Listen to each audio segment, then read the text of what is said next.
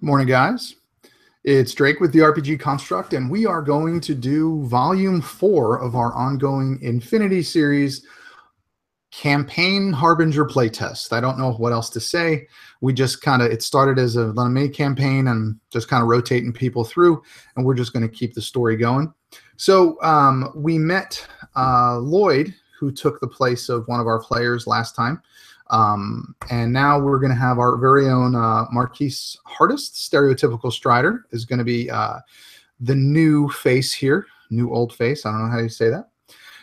So we're just going to kind of jump right in. I'm going to do a little bit of a recap from the last few sessions just to catch everybody up and see and kind of go from there. So when we kind of began this 2 months ago, we began in a ship that was headed to the AIC research facility moon named Eris. For one reason or another, this ship crashed. The cargo bay was pretty much jettisoned with the cargo, which was live human beings in cryostasis, as well as some company employees and a doctor. Real long story short, they were captured, witnessed the first stage of Spectre creation, which was pretty disturbing for everybody. They were then basically imprisoned in this station. The group found a way out, found a way off the moon, and in the last session, they, for lack of a better phrase, were dropped onto another moon called Degon. Degon was kind of a forgotten AIC research facility. It is older. People don't really talk about it much anymore. There's whispers and gossip that something really bad happened there. The party confirmed that that place is pretty much a ghost town. There are things on that moon and in that facility that really can't be explained. The party found out that AIC didn't start trying to digitize the consciousness of humans, that they started with animals. And this was where that happened. We found that our player Rando, played by Leonardo Negron, that his mother was the director of this facility and was responsible for its destruction. A bunch of information was found. The party was, I wouldn't say taken hostage, but I don't know, escorted by a group of red apes into this kind of community that they had formed. The experiments and the red asteroid injections that they were receiving had increased their brain size, so they were a little bit more sentient, I guess you could say, a little bit more knowledgeable. Kind of had the minds of children, but they understood a lot more. It was decided that Rando was going to stay with these apes to continue the work that his mother began. So when we last left the group, we had Andra, Nardo, and Dorn, played by Philip, Lionel, and Lloyd, walking away from this kind of cliff that had a small crack in it that led to this community. This is a jungle moon, but it has different types of terrain. You guys walk down from this kind of cliff face, basically into the forest. You probably walk for an hour before you stop, kind of just taking it all in, trying to, make some sense of everything that you've learned in the last few days. So Andra, Nardo, and Dorn, you take a break, you take a rest, and you sit down. What would you guys be saying to each other at this point?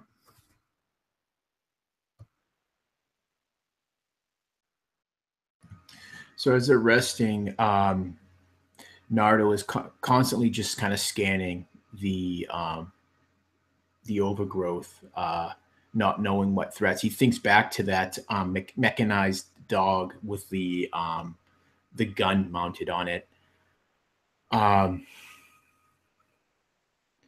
Looks over at Andra. He thinks about how he's gotten to know her so much different and how his opinion of her has changed. At first, he thought she was just a company tool, just pulling that company line. He thinks back to that time when she was quoting policy by chapter and section, and how much she has changed. And now he sees her as a friend and someone he can trust. He kind of swats at this bug that was crawling on him, and he stands up and he walks over to her and he says, "You got a minute? I'm going to talk to you about something." And he kind of looks, his eyes kind of just dart over a little bit towards Dorn, as privately.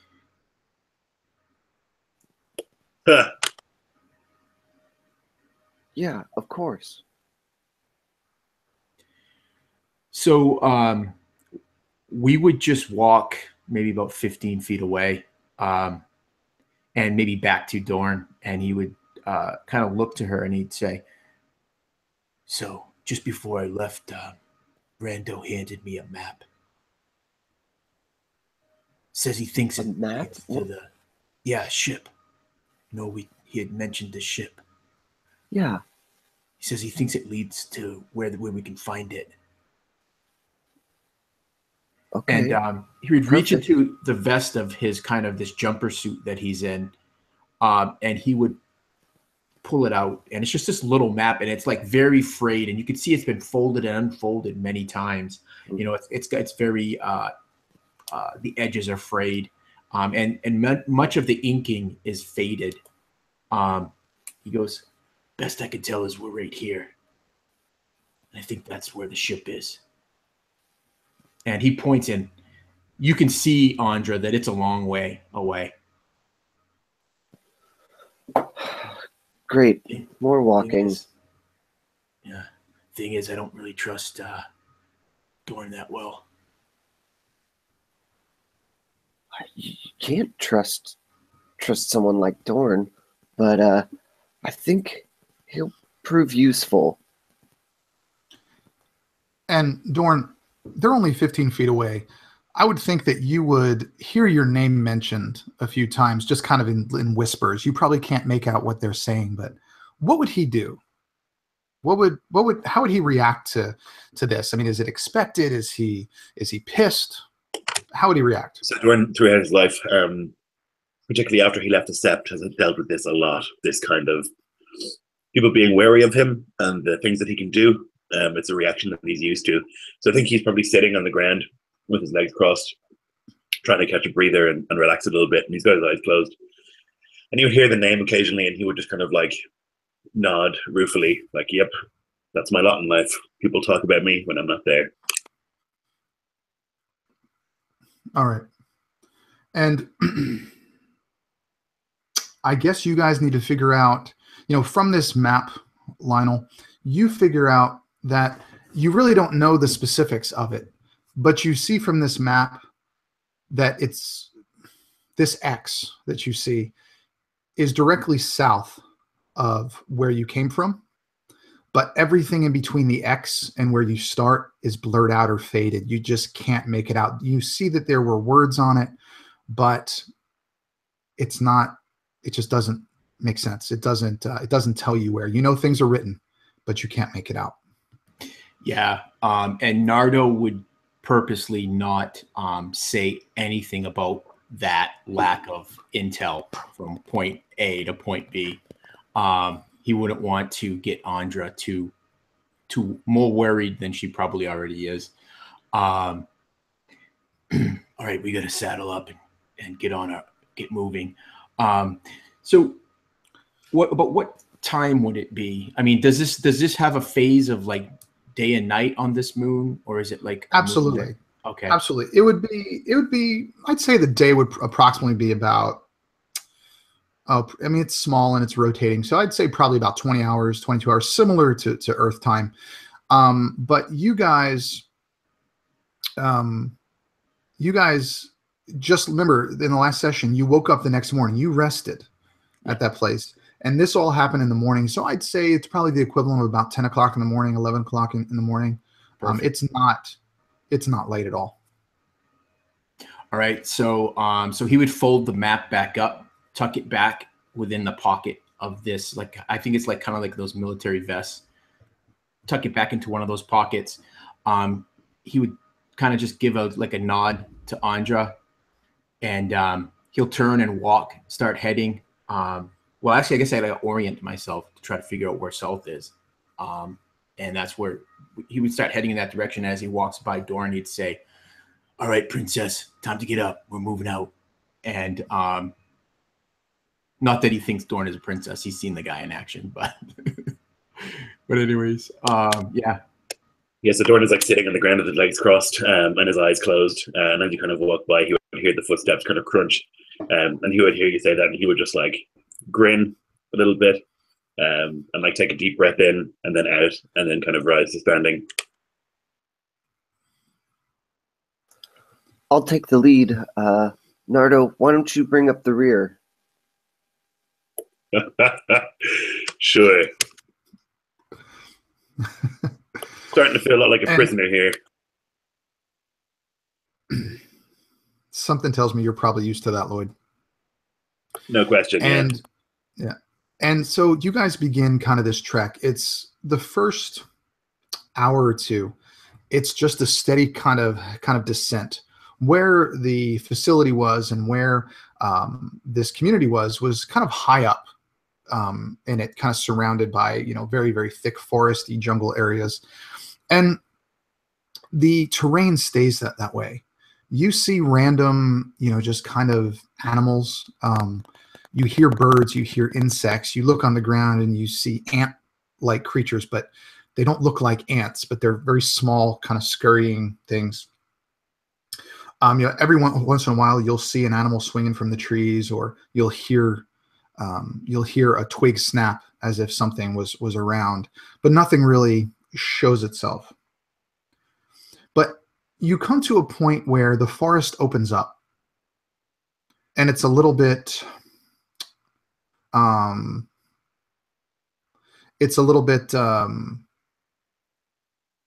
less thick, and you notice that the forest kind of comes to a V, and you have sheer cliffs on both sides. It's probably about 100 feet wide. It's a pretty decent area. And the trees get thinner and thinner and thinner as you get to this stop. And there's a very small path. Like I said, this 100 foot, from this wide open space. And the ground changes. You've been walking through roots and bushes and ferns and, getting tripped up by things. And it opens up to what looks like kind of white sand. It looks a little bit out of place. And this goes probably for a solid 60 or 70 feet. And then again, the forest begins past this kind of V where you're kind of funneled in. I think it would, Nardo, especially you, I think it would make you kind of take pause. This is something different. This is kind of not the pattern that you've gone through for the last few hours. What would you guys do? Instinctively, Nardo would stop. He would just literally stop, and he'd do a little very quiet whistle. I can't do it, but he would do one of those kind of whistles just to stop everybody else. And he would walk up to them and say, "I don't like the way this feels." And he'd point up ahead to that choke point, and he'd say, "Doesn't look right." But beyond that, it's just a feeling. He doesn't really have any rationale beyond that. His military training says you don't put yourself in a position where you lose the upper ground. You definitely don't want to be in a choke point. But maybe he'd look to the others' expertise. Maybe they might be able to kind of fathom this out better. Like whether or not this looks like it's a man-made construct or something. What about Dorn or Andra? How would you reply to that? I don't like the looks of it either. I'm not sure what it is, though. Well, we have two options. Either we go and find out or we walk a different direction. Well, maybe you should go first, Dorn. He starts walking. So you walk straight? Yep, he's going to go check it out and see what it is. Okay. As you begin, you start to feel the ground under your feet change. At first, it's hard, and there's just kind of some loose sand, beneath your feet. And as you probably get about 20 feet in, maybe 30 feet in, it starts to feel just like if you've ever been at the beach, kind of that soft sand. It's into your, it's not really difficult to walk through. But nothing really, really bad happens. It is kind of, I would say, it'd be considered difficult terrain as far as traveling. But the first third of the way in, it's looking good. You don't really notice anything. It just seems like it's sand. Yeah, so Doran would begin moving forward, and then he would realize that it's just sand, and so he would do this sort of pantomime of a soldier, like he's seen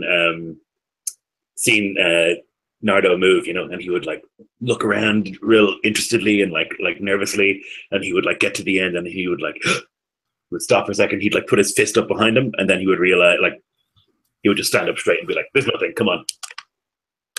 So, like I said, you're about 30 feet in right now. You're about a third of the way in. Seeing that, him motioning to you guys, Nardo and Andro, what would you guys do? Guess it's clear. And Nardo would start moving forward. He'd have his rifle ready, but he'd go forward. Okay. And maybe he'd look over his shoulder and just say, "Stay behind me, just in case." And he'd go forward. Okay. And Andra? I'll wait for Nardo to go a few paces until he's about 30 feet ahead of me too, and then I'll start following after him. And Nardo, how close are you going to get to Dorn? Because in this round, you can get right up to him. Yeah. It's up to you. He'd probably stop about 6-8 feet. He just thinks of his lanes of fire and stuff. So if it is some sort of trap, it just lessens the chance that we'll all get hit. So he's definitely not going to get up in close. Sure. So yeah, he'd probably be about 6 to 8 feet. He'd stop just about 6 to 8 feet short, kind of looking around. So then Dorn, with Nardo about 6 feet from you, and Andra, kind of walking slowly, kind of bringing up the rear. You're about 30 feet in. You're about a third of the way in. Nothing's really happening. It just feels like sand. What would you like to do? Yeah, I mean, that's kind of what Dorn expected. He's pretty gung-ho about these situations, and he has seen Nardo be very, very, very careful, and that kind of irks him sometimes. So he would just keep walking. Okay. And I assume you're going to try to go another 30 feet? Your typical, basically the next second third of the way through, yeah? Yeah. Yep. Okay. And what about you Nardo? You staying the same 6 feet behind? Yeah, he's going to keep that same distance and just keep walking. Okay. And Andre, you're going to stay 30 feet behind him, correct? Yep. Okay. Okay, I need Lloyd and Lionel. I need you both to make a dex save for me.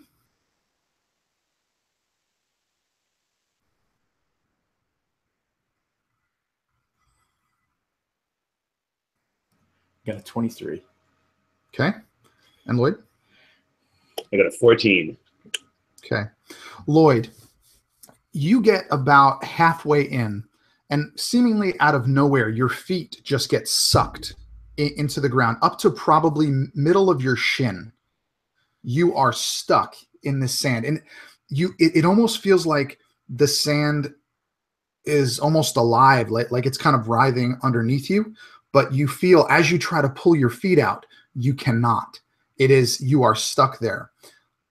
Lionel, you for some reason, you're being really careful. As Dorn said, you're always very, very careful. And you notice kind of this shifting. And as the sand begins to kind of fall underneath your feet, you realize it a split second early, and you stay up on there. However, wherever you stand, every round, you have to make this. And you can probably get about a third of your normal movement with your feet giving each way. Okay. Andra, you see this. What do you do? It does not affect you. You're too far back.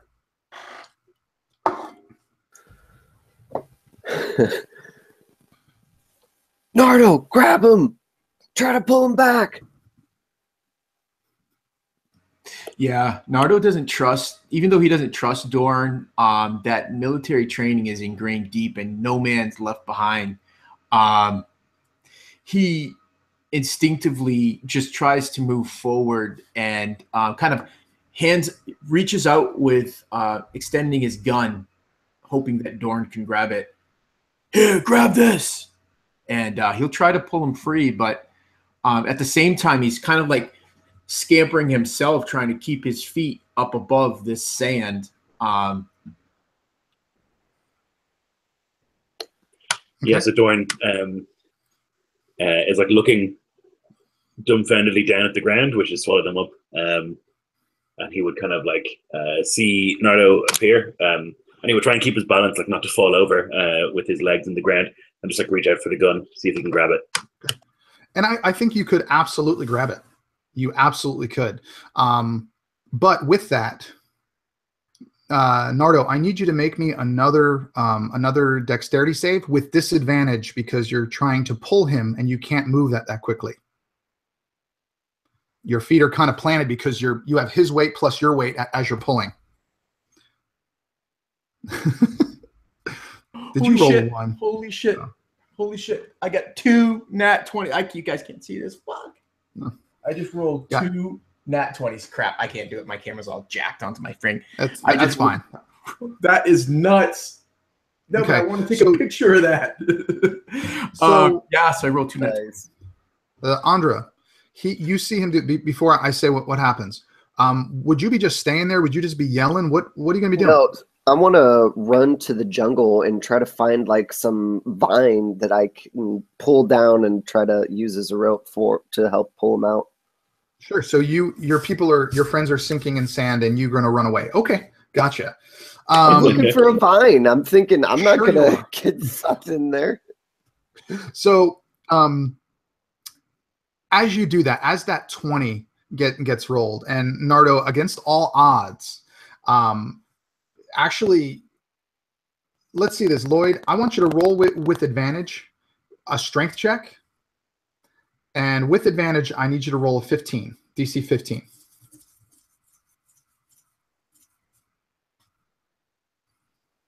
Okay, yeah, with advantage, the highest was a 19. Okay, so he pulls you out, and you guys are both kind of standing there, just looking at each other like what do we do? And as those legs pull out, Lloyd, you notice that underneath your legs you can see kind of this kind of undulating, for lack of a better phrase, I wouldn't say a worm, but kind of just a weird undulating something going through the sand. You just see a little bit of it as your feet pull out. And as you guys are standing there, in front of you and behind you, 2 kind of beige colored and dripping with white sand tentacles just shoot out of the sand, probably 6 to 7 feet above your head, and they're just moving, right? I need both of you to roll for initiative for me. Oh boy.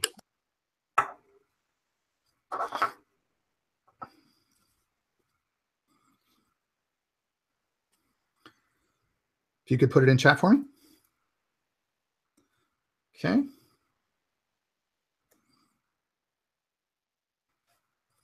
I need you guys. Okay. I need you both to roll again, but this thing's going to go first. You both got 10.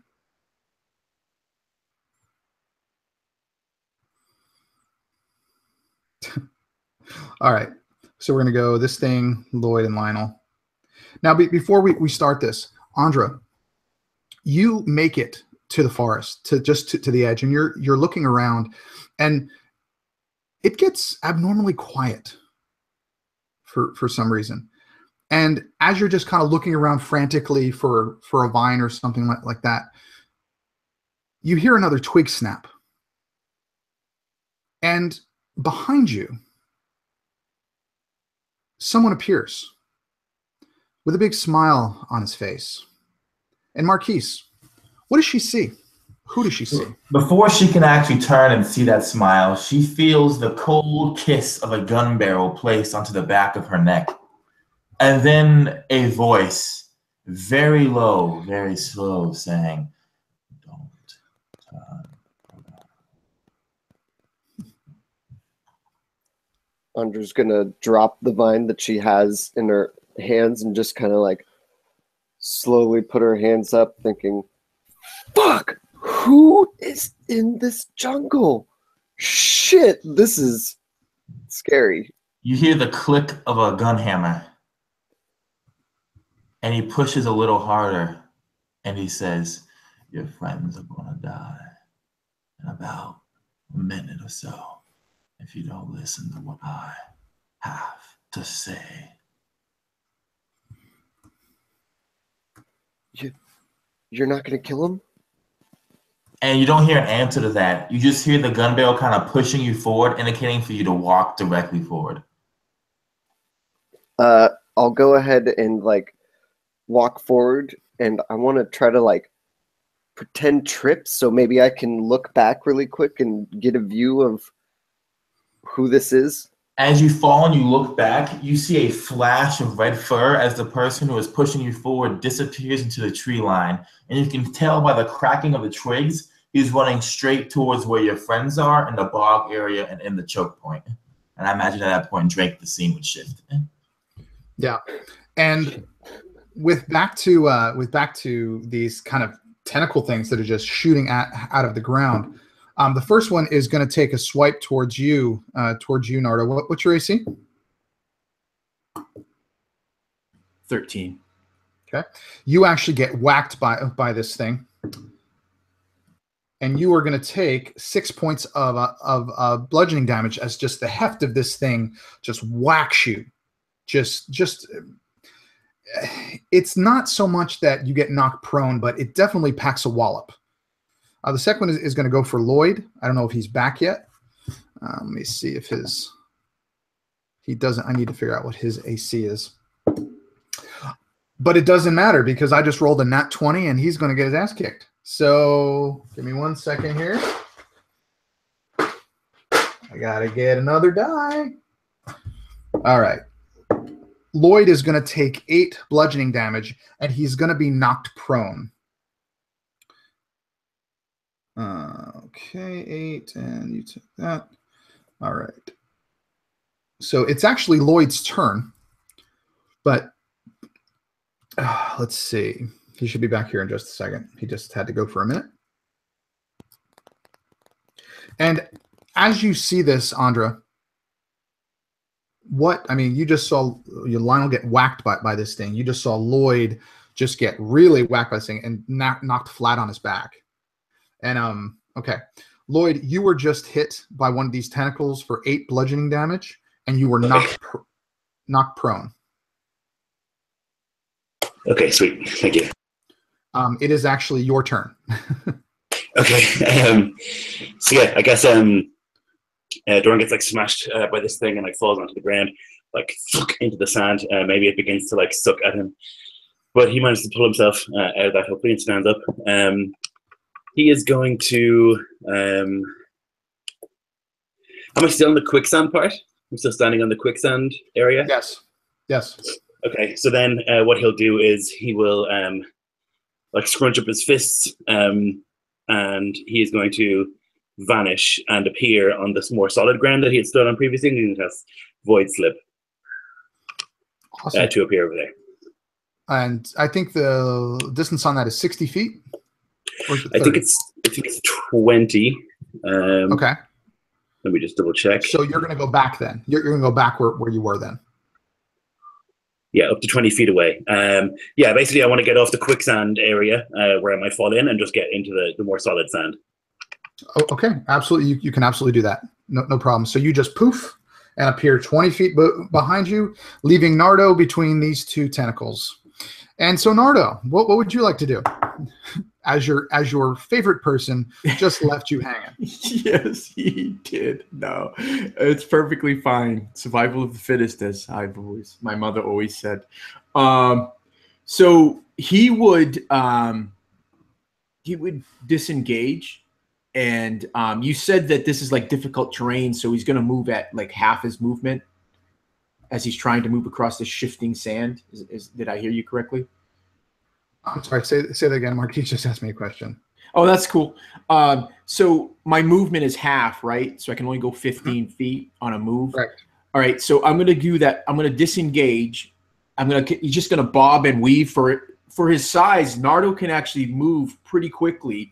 So this tentacle comes crashing down at him. It knocks him, and last second he catches his balance, but he actually uses that to spin around and duck past it. And he's making his way back to Andra and I guess now Dorn. And I'm going to actually, I don't know what it's called, Relentless. I'm going to take a bonus action to take another move, and I'm going to dash for another, I guess, 30 feet. Okay. I'm going to need you to make a dex save. To see if I stay on my feet. To see if you stay on your feet, yeah. All right. Don't fail me, dice. Okay, you failed me. I got 10. So you get, I'd say, probably about 10 feet, and your feet get stuck again. Oh, and so before I did that bonus action. Right, exactly. So you actually, in that first try, your feet actually sunk in, and you're up to the shins, and you see those tentacles go down, just underneath very quickly, and then they actually appear right by you again, probably 6 inches from your feet. They're basically right there on you. Sweet. Not really sweet. And so I guess for your next action, if you want to do a second action with your what? Yeah. If that's the case, then I guess what he'd do is he'd flick his shoulder, which would swing the scatter gun to the front, because they both have, he has a shoulder sling for both, and is just going to fire into the base of one of the tentacles. You said there's 2 of them there. Yep. All right. Perfect. So that's a 22, and he'll hit for 5 piercing. So I would imagine that this scattergun, like 6 inches away at the base of the thing, because it's only about maybe 8 to 9 inches around. I would think that it actually completely severed it, and one of these things just kind of flops to the ground, and just kind of the nerves keep going, so it's kind of writhing, and it's bleeding, but it's bleeding this kind of fluorescent green blood, and you have it on you. It's on the sand. But it's basically you've severed this one. Okay. Marquise, it's your turn. The camera focuses in on a bundle of vines at the top of one of the valley walls that's kind of forming this man-made choke point. And then you see a knife flash out and cut the vines. As it does, the camera moves and it follows this massive piece of wood, almost pretty much a felled tree, being let go, falling down, and it crashes right in front of you, Nardo. As it does so, a piece of jigger-rigged technology, very badly made, almost malfunctioning, comes skittering down. It opens up from a sphere to a halo that goes over your head, and you're going to heal 4 hit points as you hear the word "climb" echo out throughout the chokehold. So basically, it's like a ramp of a fallen tree that will take you, if you climb it, of course, from the quicksand and upwards toward the top of this area. Okay. We will go back to Andra. So seeing this, what the hell is going on? So yeah, the last thing I tried to catch a glimpse of this guy who was holding me at gunpoint. Boom, he disappears. My friend and then my compatriot are getting fucked up, and see a log crash down. But am I able to tell that halo thing helped Nardo rather than hurt him? Well, you would see that you would hear where he said climb, and I think you would see that it certainly didn't hurt him. All right. So I don't think you would know that it healed him, but you definitely know that this seems to be helping out your friend. Didn't seem hostile. All right. I'm just gonna run to them and try to make sure that they can get up and climb. Climb it, let's go. You're gonna run to who? To Nardo. Okay, give me a deck save.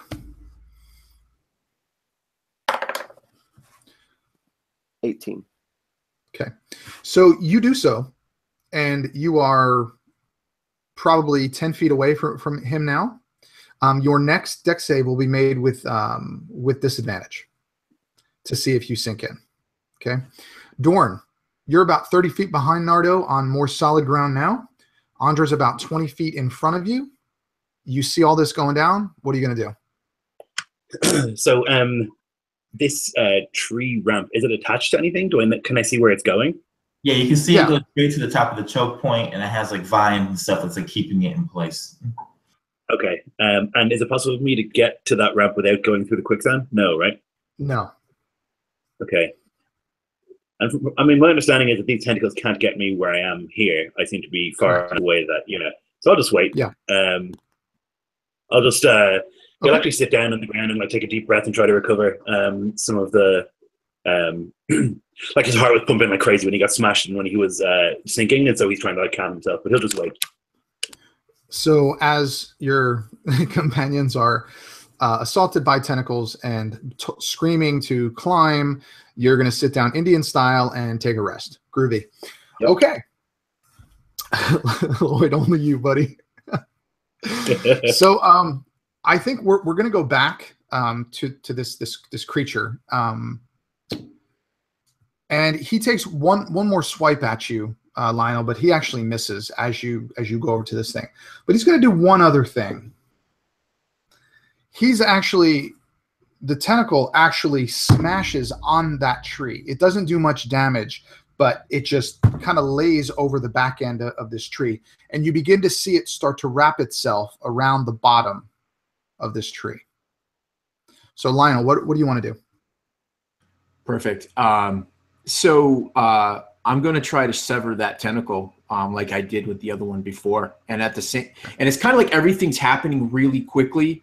And as Nardo is just surprised by the technology going around his head, this ramp appearing, hearing this voice, and then he turns and looks and he sees Andra running towards him, and he's thinking he just can't say it quick enough. No, don't. And it's like delayed, and it's too late. She's come. So now she has just complicated the situation because now he has to worry about her as well as himself. So he's going to, how far away is the tentacle? I want to try to again use the scatter gun to kind of breach style. I mean, the tree is only a few feet from you. The tentacle's base is six inches. Right. It's right there with you again. Okay. I'm just going to try to shoot it and hopefully sever it again. Okay. 12. You barely do. Yes, roll for damage.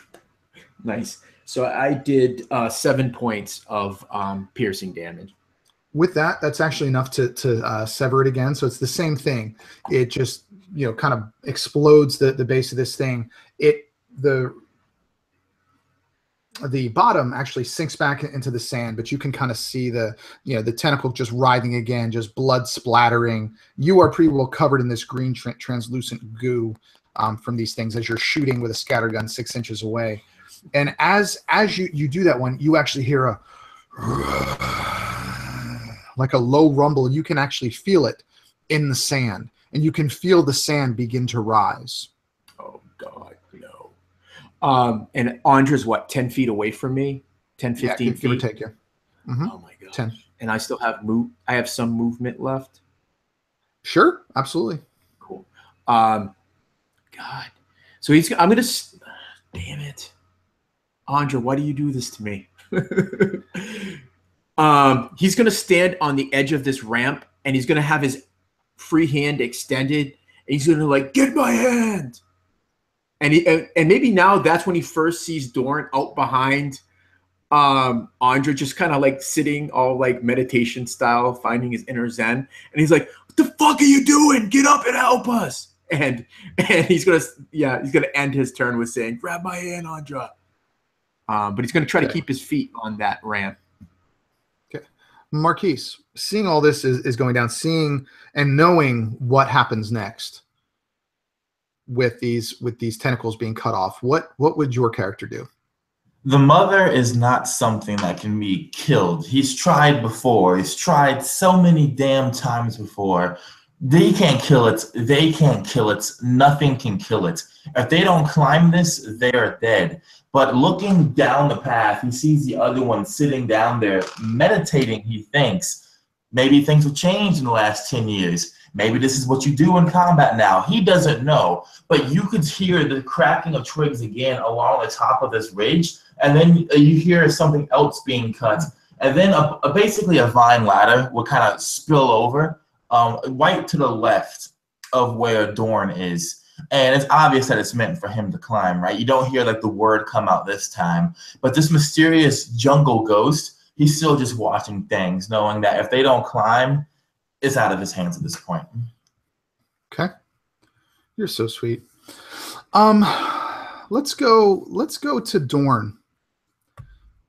So Dorn has been sitting and his eyes have been closed. He's been breathing and he's been trying to like push away all the noise, and he's trying to focus basically. And as he's like focusing and concentrating, he begins to like feel the quality of the air and like the taste and the smells, and he can hear all the sounds. And he focuses that until he can feel like the sort of, or sense this vague, very, very tiny smell of ozone. And he like harnesses that, and when his eyes open, there's like a as he is going to use his Big Daddy static field on this creature. So it's a 10-foot radius centered on this thing. It's got to make a dex saving throw. Well, as of right now, you only see kind of the sand beginning to rise. You don't see what it is. You just see a large area, probably about a 20-foot circle underneath Nardo and Andra and this tree begin to rise. You actually don't see what it is yet. Sure. It's not a problem. So like the sand and stuff will begin to rise up into the air as if it's like held in place by some sort of weird field, but I will still cast. So if it rises into that, it will have to make the save, and it lasts for a minute. So he'll just, his eyes will like, you'll see a little bit of light and maybe some hints of electricity or whatnot, but there will be this like, almost like a tube of like lightning that will just like sit in place on top of where this creature might rise. Okay. And does that hurt your friendlies, or can you pick to? So if they're in the area, it's a 10-foot 10-foot radius, 30-foot high. If you're going to center it on that, they're going to be in that. Okay. Which well, wouldn't be my preference. If I could move it to a place where I can like basically hit the edge of where the creature is, but not hit them, or if not, I'll just hit them. Yeah, I would think, man. Just I would think that if you're going to center it where this thing's starting, you're gonna hit them both. So both of you make his save. What's the DC? It's a dex save, and the DC is 14. You weren't their favorite person before. You're really not going to be now. No, but I might kill this monster. Maybe. You guys got to unmute yourselves. Philip, what'd you do? You're smiling. I just rolled a 5. No. So Nardo, with his hand held out, saying, "Andra, grab my hand." Dorn begins to cast this static field around. And Dorn, what does it look like when Andra gets caught in this? Like what happens? So Dorn's training so far has been to eliminate the target, and that the Sept troops are willing or are required to like take any damage that he might do to them. And so he's got that in his mind. That's always been the way that he fights. And so as he like opens his eyes and this like column of like static energy falls down. You can see that Andre is like caught in part of it, and all these like you can see like the clothes to like lift off the skin and like hair floating in the air, as it's just like this zapped by electricity. And what's the damage, Lord? It is 26.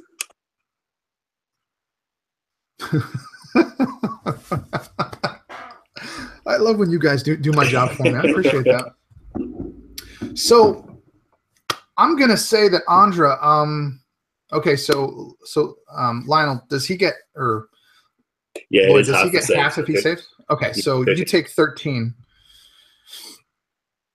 And yeah, now you cast that spell. Do you want to use any movement? Yeah, I guess I could. I think he would like he'd fire that spell down, and like once it's down and in place, he would like be staring directly at it, but he would rise from standing and begin moving towards that line ladder. Okay.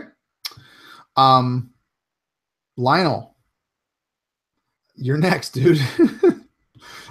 You see, you get caught in this thing too, and you kind of feel the static electricity, and your hair kind of starts to, the hair in your arms and your head just all kind of start to get bigger. But you feel it, but it's just not as bad. Andra, but you see Andra just, just kind of getting zapped. You can like see her skeleton, through her thing for a second, like you see in cartoons. But yeah, what do you want to do, buddy? Yeah, exactly. So he kind of leaps like further up this tree ramp, and that's what saves him from most of it. But he still has like traces of electricity just kind of jumping across his body. So this is a static field and it stays there, right? So Andra is still trapped in this. He's going to yell to Dorn, "Drop that fucking field! You're gonna kill her!" And but he can't go into it because it'll kill him too. He's going to scurry up this ramp, and almost to accentuate what he's saying is the scattergun drops by his side and he pulls up the rifle and he gets ready to aim it, but he's not aiming it at the creature. He's aiming it at Dorn. As he says, "Drop that fucking field." He's got to save Andra. I mean, and this guy's going to kill. Well, so you've done your movement. You do have an action. So I'm going to hold my action to, if he doesn't drop the field, then he'll shoot. Okay, Philip, stop praying.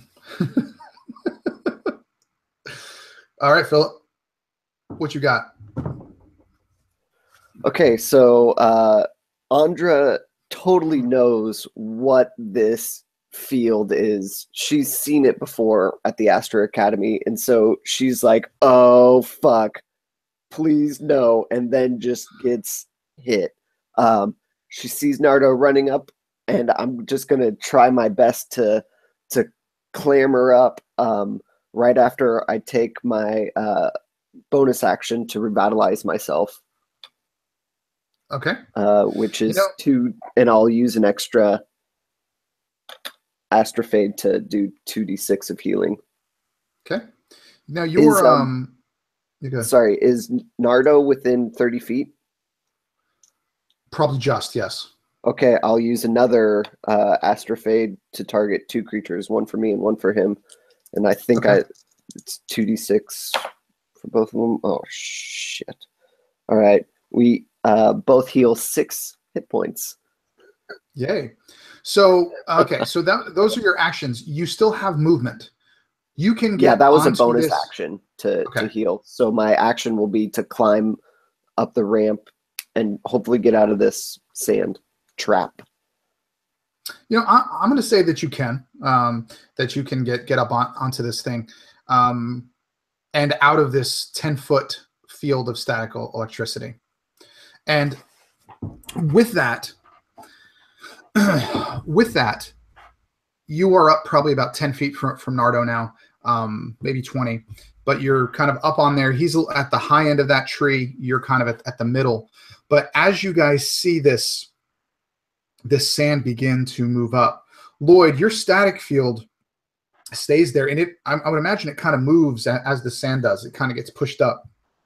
And what actually shows, it's just like a maw, just teeth. And it's probably 6 foot wide, and just you see more tentacles start to pop up, probably half a dozen. And you see several of them grab the bottom of this tree. And you begin to see it starting to pull that tree, and the vines are getting tighter from where it was. Marquise. When the mother is ready to eat, this is exactly what happens. About 24 tentacles, each one strong enough to crush steel, let alone a tree. This is why he told him to climb when he did. Not a second later, not 6 seconds later, not a minute later, as they seem to be doing now. To the mind of this jungle ghost, these two people might as well already be dead. But something is telling him to intervene anyways, to do something, anything, because these are people. These are human people. The hair is not red, at least he doesn't think they are. They don't seem to be apes. They're not specter jaguar monstrosities. And so they're going to hear the sound of a firecrack, a gunshot to the trained ears of Nardo, as I roll a 25 with my revolver to try and strike the mother, just to distract her, because he knows that pain, if it's enough, can make her hesitate for just a second. Does that hit? Absolutely. All right, so that's going to be a total of 7 points of piercing damage. Okay, and that would be enough. You would see the tentacles kind of pull back a little bit, and she this mouth would just again just kind of suck back into the sand. Lloyd, roll me some damage for that static field. As this mouth kind of came up out of the sand, it's going to be directly in the path of that. Okay. Oh, 33. Wow. So you're actually going to see, because this, it's kind of happens at the same time. The revolver hits, and as she pulls back and the mouth actually goes up forward, it gets stuck in this, or gets hit by this static field. And you can see the electricity kind of arcing, and you can see some of the flesh actually singeing and burning and blackening. And you can see kind of little wisps of smoke coming up from it. But you have bought a little bit of time for this, and I'm imagining it's probably about 60 feet to get up through these vines and these trees. So about 2 rounds, unless you guys use a dash action or something like that. It's kind of a 45-degree climb, I would imagine. But as we go, it's getting tighter and tighter and tighter as the tentacles wrap around this tree. So Nardo, we're back to you. Was Dorn going to do anything other than roll the damage? Or? Oh, did you? Oh, I'm sorry. Yeah, go ahead. I figured your static thing was it, but that's fine. Go ahead. Yeah, it's concentration, so it just keeps going. I can still do stuff. So I guess he would start climbing up that vine ladder. He would look and see that the creatures begin to smoke, and you would hear a sort of and you would see just hints of energy almost on the brink of exploding out of Dorn, he can barely control it. And maybe you would see the vine ladder that he's climbing, the end of it will begin to float upwards, as if there's a lot of static energy around Dorn. But he would just try and climb up that ladder and maintain concentration on that static field. Awesome. And I figure, again, it's probably about 60 feet, so you could get about halfway up that ladder. Maybe 3/4, because you started the last round. Okay, perfect. So the next round you can be up to the top, but nothing's really affecting that. So Nardo, what do you want to do? Yeah, so Andre's just 10 feet behind him now. Seeing that he drops the rifle, he says, "Quick, girl, you gotta climb." And he's going to hustle up this ramp and vines, and he will dash, so he can get the double movement. Okay. And that's where his turn will end. Okay, so you are basically right up at the top of this, as it's getting tighter and tighter. Andra, what's the next one? I'm also going to use my dash action to climb as much of that ramp as I can. you're going to get, I'd say you're going to get about 5 feet from the top. And you can just hear the vine, just that tightening of the vines getting tighter and tighter. Rando is standing on the top of this ridge. You see Dorn kind of 3/4 of the way up his ladder. And just as you get to the top, you hear like a pew, pew, and you hear some of these vines starting to snap. Marquise, knowing what's about to happen, what do you do? The smart thing to do is to let her fall and die. That's the only thing he should do. That's what his instincts are telling him to, what the reptilian brain is saying. But the mammalian brain is saying something else. He sees a person, a young lady. He sees a human being. Nardo, what you're going to see is a flash of red fur and a mask made of grass, clay, and maybe even a little bit of bone come rushing past you, step onto the ramp, and reach out as an action to try and grab this woman by her hair and yank her up onto the ridge. Give me a DC 10 strength check, Marquise. I fail. You go and you grab her by the hair, and you pull so hard you just don't know your own strength. It's been a long time since you've had to deal with humans. A patch of her hair gets ripped out in your hand. You take 1 point of damage, Andra. I imagine Andra would be really freaked out because this dude looks freaky, right? Because he's covered in this red fur armor with this weird mask and everything, and now he's holding your hair in one hand and a revolver in the other. So I think that you would probably be pulled like he was trying to pull you like way onto the thing, and I think that he would absolutely pull you, and you would kind of stagger back and fall onto the lip, but it's not exactly what he wanted. And you have a bald spot on the right side of your head, and I don't know how long your hair is, but it's actually starting to bleed just a little bit, and it hurts like hell. Lloyd. Yeah, I guess I would continue to climb, and I would continue to blast that thing with everything I've got. And I think you would, if you could see, the more that he keeps his spell going, the more intense and dramatic the effects become. Like his clothing now is floating in his hair, and he's starting to lose himself in laughter. Like it's getting a little bit frightening, probably, to watch. And roll me some more damage on that static field, please. Happily. 22. Okay, so again, you just see the mouth of this thing just again getting charred and everything like that. And as it really starts to even catch on fire from this basically electricity, you see all the tentacles that it can muster pulling on this tree, and it pulls it, and the vines just pew, pew, pew, snap, and it grabs it, and everything gets pulled back under the sand.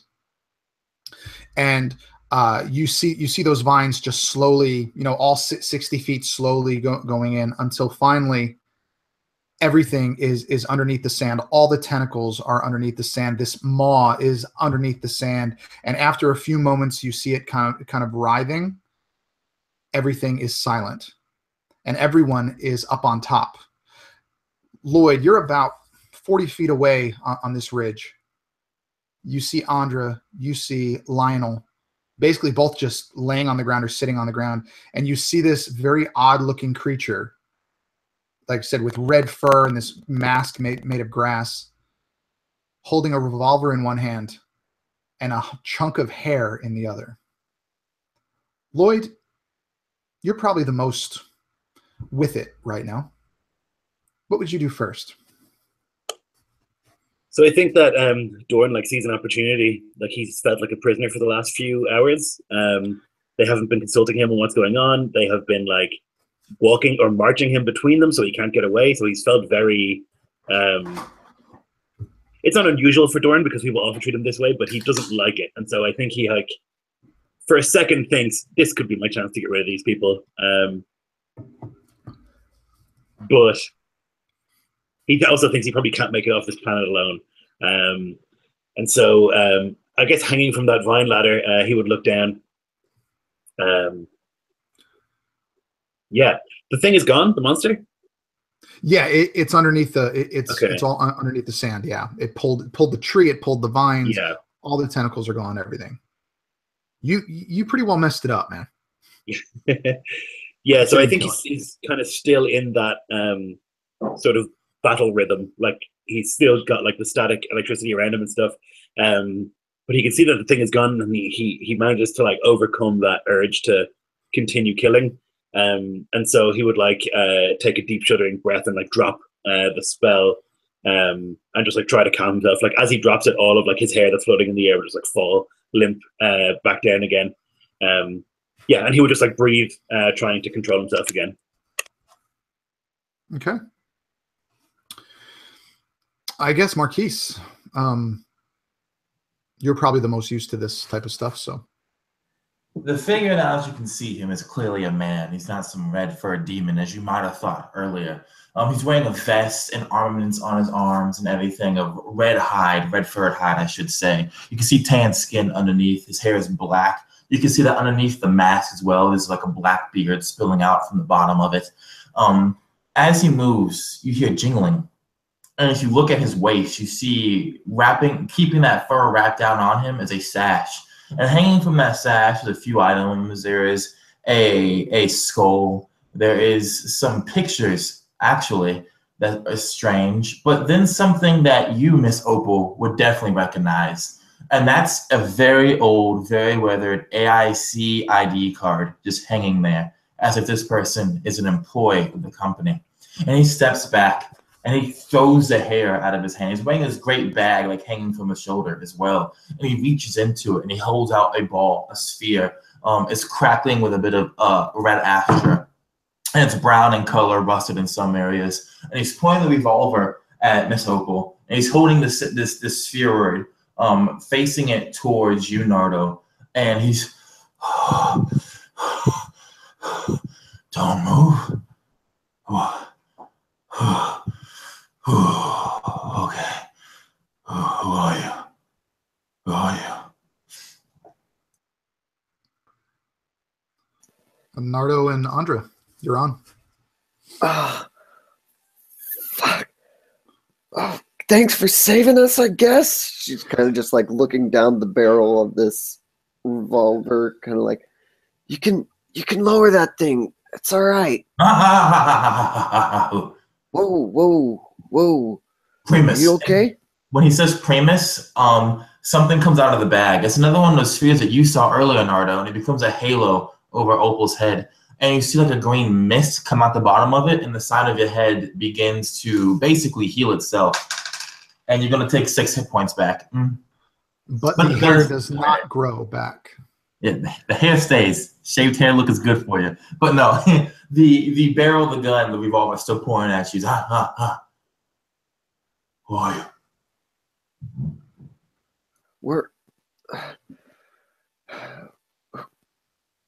Who are you? I didn't think anyone was left alive here. We work from the company. I see your badge. So he kicks the ground and like a few rocks, because you're lying on the ground, right? And a few rocks like hit you in the face. And he says, answer. I answer. And he puts the gun towards him, then he realizes a mistake and he quickly points it back at you. I'm kind of like, oh shit, this guy is clearly got some isolated mental issues, and I'm kind of looking at Nardo to be like, all right, dude. You're muted, Marquise. I was going to say, he follows your eyes and he looks at Nardo too, and he sees Nardo's gun and he says, drop it. Yeah, Nardo's actually kind of like hunkered down, like he got one of his knees, his left knee is like underneath him, and he's actually, what you would probably see, Marquise, is he's like tense, like a cat just about to pounce on its prey, and you can see that tension in him. But then you put that spheroid over Andra's head and it relaxes it a bit. He doesn't actually have a gun in his hand, because as he made that leap to get up to this the precipice on the top of this cliff face. He had to let go of his gun, so they're just hanging down. But you can see his hands are like flexing a bit, and you could probably see on his face because he's not the smartest. He's not the brightest bulb in the pack. So you could probably see that he's probably thinking, can I make it to either of these weapons that are laying on the sides of me before he can let loose that spheroid? But he doesn't. He's just going to put his hands up like this, and he's just going to slowly stand. So his guns would just be hanging from their shoulder straps. And he's like, Nardo, I think we have to thank you for saving us for whatever that was. And he points down below to the white sand. And he's going to keep his hands up, and he's going to kind of move over to Andra to help her up. But his hands are up, and you can see they're clearly away from his weapons. And this is Andra. And seeing this interaction, Lloyd, you're like I said, you're pretty well up on top right now. You see this interaction. You probably can't hear very well what's going on over there. What would Dorn be doing? Would he be heading over? No. So Dorn, having taken his deep breath and like brought himself back to like an intellectual state of mind as opposed to an instinctual one, he kind of like starts to think, and he thinks, I am alone for the first time since I've gotten here. I have information that is extremely valuable. And so he like begins to concentrate, and he like activates the various like safe words and keywords that are required to activate like his long range whisper link that's been embedded into his brain since he worked in the Sept. And he'll try and communicate with his captain. He'll send a very short message. Captain, we are on planet Degon, location or coordinates, 35 blah, blah, blah, blah, blah. Extremely valuable information, cannot disclose over whisper link. Okay. And none of you would have heard that. Oh, except for Marquise. You guys are going to hear some beeping coming from the bag. What? And then you're going to see like this like spider-looking contraption like crawl up his side and to the side of his head and like attach to his ear, and it begins to beep louder and louder. Where's the other one at? Where's the other one at? Oh yeah, that asshole over there is Dorn. Like he would like finish sending his message, and then he would like incline his head with a bow. And seeing you now kind of like off in the distance, he knows that he can't really hit you with a revolver from over there. His spheroid won't make it over there. And he realizes the situation in is pretty ridiculous. And again, some of that fear is ebbing away because he's seeing people again for the first time. So you would notice, Nardo, that his stance is beginning to relax. He takes a few steps away from the bluff itself, and he is going to not fully lower his weapons, but lower them slightly. He's going to say, all of you come over here.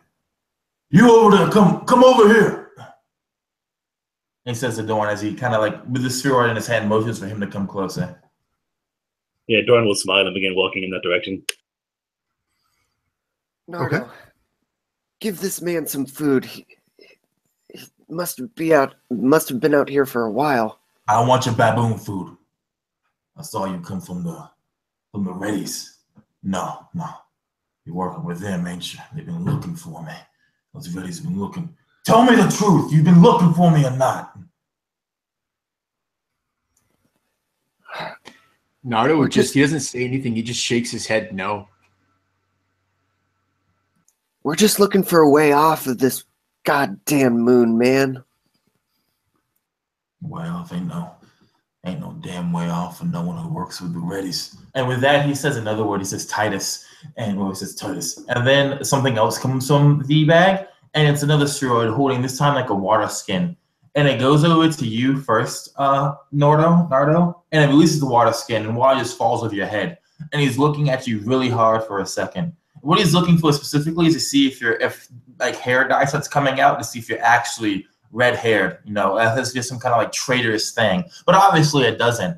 And he kind of nods his head, and he's going to put the spheroid in his hand back into the bag. He's going to take it from his ear and put it back into the bag, still holding the revolver. And once Dawn gets close, he's going to start moving back slowly. He's going to say, "You want to come with me? This place dangerous, but he sometimes sends scouts out, and then we got the mother down there. So this bad place. So, no guns, no funny stuff. All right." What do you guys want to do?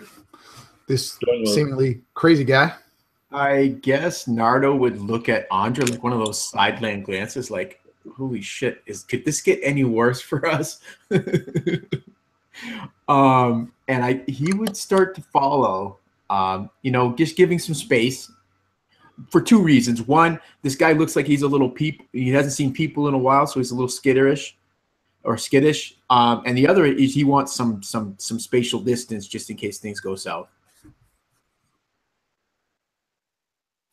Yeah, and Andra will kind of like hold her arm to her side, just kind of like limp along behind Nardo, constantly like shooting just daggers with her eyes at Dorn, just like, fucking untrained mancers, god damn it. And you don't know if Dorn can see you or not. He's certainly pretending like he can't, but as he's walking, just like looking pretty happy with himself, you'll just see him like clench his fists and like Blue Astrowolf begin to heal him, and not you. He'll just like kind of almost like click his fingers, and they'll be like, and he'll stand a little bit taller, and he'll continue walking ahead of you guys. He's actually very interested in whatever this creature is that saves them, so he'll like try and walk next to the doctor if he doesn't freak out. It's not. Go ahead, Lloyd. All right, sorry, go ahead, Drake. No, it's fine. I was going to ask you how'd you respond to that? Yeah, so as he approaches, first, like he begins to walk away, he hunches over, right, like a goblin moving away from you. And then when he turns his back, he hears footsteps. He quickly turns again with the revolver out, and he sees you beside him, Dorn. And he puts it to your chest, and then pushes you away a little bit, and begins to move back. And he says, "You asked to use a no. You stay. You walk in front. You walk. You and you." And he points to Opal, since she used Astra earlier. "You two walk in front." Don't lump me with this guy. I'm not. Walk in front. If you think I can't kill you while walking in front of you, you have another thing coming. And he looks at you when you say that, and you kind of see like doubt in his eyes for a second, because he doesn't know what the fuck you can do, right? So like he's just like, and he's motioning for you to walk in front anyway. And assuming they do so, he would. Oh, go ahead, Lloyd. Yeah, I was just gonna say I'll do so. So yeah, assuming they do so, Drake, he would basically begin moving them to where his shelter is, where his base of operations is. And probably, I imagine, because he's been out scouting the day when he saw the ship crash and began going further and further deeper into the forest of Degon. So it'll take a couple hours to actually reach him. During that time, he would completely disappear sometimes, and then he would come back. And when he would come back, you'd see him like come back with like some kind of bird in his hands, and he'd like throw it to one of you. And then he would keep on moving us forward, or he'd come back with like some fruits in his hands and throw them to you guys and everything. Because at some point, people are going to be hungry, right? If they already have their own food. And yeah, and what he's going to do is, once we get to the actual shelter, we see another cliff face. It's at the bottom of that cliff face, kind of like in like a half kind of cave thing. It's defended. You can see all these different little black robotic pieces of metal like on the walls themselves. You see random pieces of technology that clearly no longer work. You see a hammock on the inside. You see just different things that are kind of like jiggle rigged to make work. You see a way that he's created a furnace. You see like what could be kind of seen as a workshop table. You see some kind of way to store and salt food and to smoke food and everything. And he walks ahead of all of you. And the most important thing you guys will see, or I should say the most weird thing you guys will see, is hanging from one of the walls is a picture, like an actual photograph. And you see faces of different people on them. And you see tally marks on each face, some with more than others. And as he kind of moves in, he turns to you guys and he says, "Wait here." And he goes inside and leaves you guys together for a little bit to talk. So yeah, Marquise is pretty much doing my job for me at this point. So what do you all want to do? What do you all want to talk about? Dorn will sit and he'll kind of take a deep breath in and out as he tends to do, and he'll just say, "I like him." Oh, who do you think he is? He had an AIC badge. Do you think he's left over from the facility? So he has an AIC badge. I imagine he was probably once an AIC employee. He says with a perfectly straight face. Did you ever, Marquise, did you ever take your mask off? Nope, not yet. Still been wearing the mask. Oh, okay. Maybe so he looted that research facility. Sorry. No, I'm sorry. I just want to say I'm just going to listen to you guys for right now. Maybe he looted the research facility. He could be one of their experiments even. And I kind of like, give you an implied stare like you're an experiment, Dorn. So suddenly we have a problem dealing with experiments from this lab when we dealt with monkeys and let them keep our valuable secrets. That was different. Those were Rando's people, man. I don't know if we can trust this guy.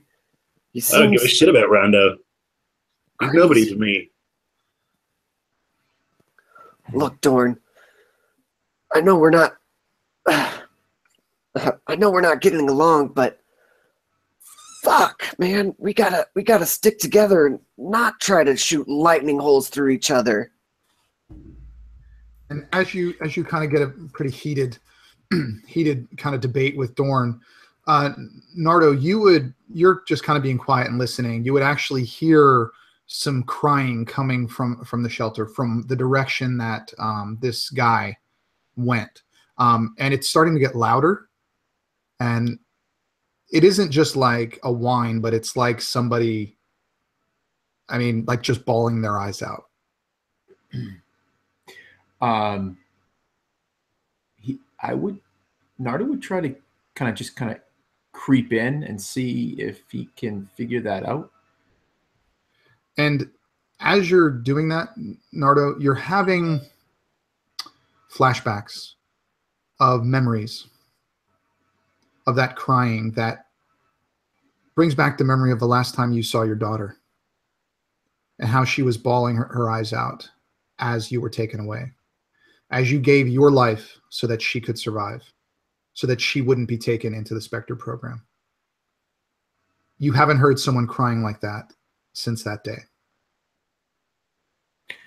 So maybe before he even knows it, he turns to kind of creep in there. And he doesn't even know it, but as he's moving towards this cave mouth, his hand goes up and it reaches at his chest where he knows that little pendant rests against his skin. He presses it and he feels the cool metal on his flesh, and it's almost reassuring. And he knows it can't be Sam.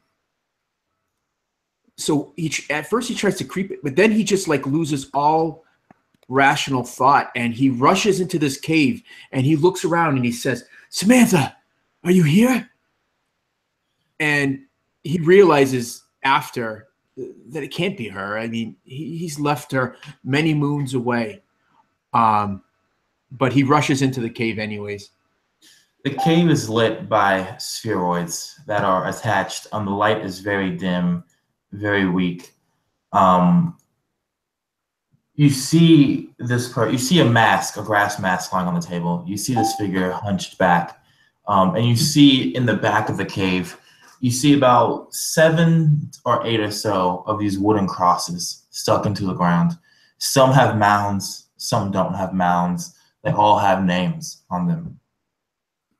And when he hears these footsteps and hears you stop, you see him quickly turn towards you.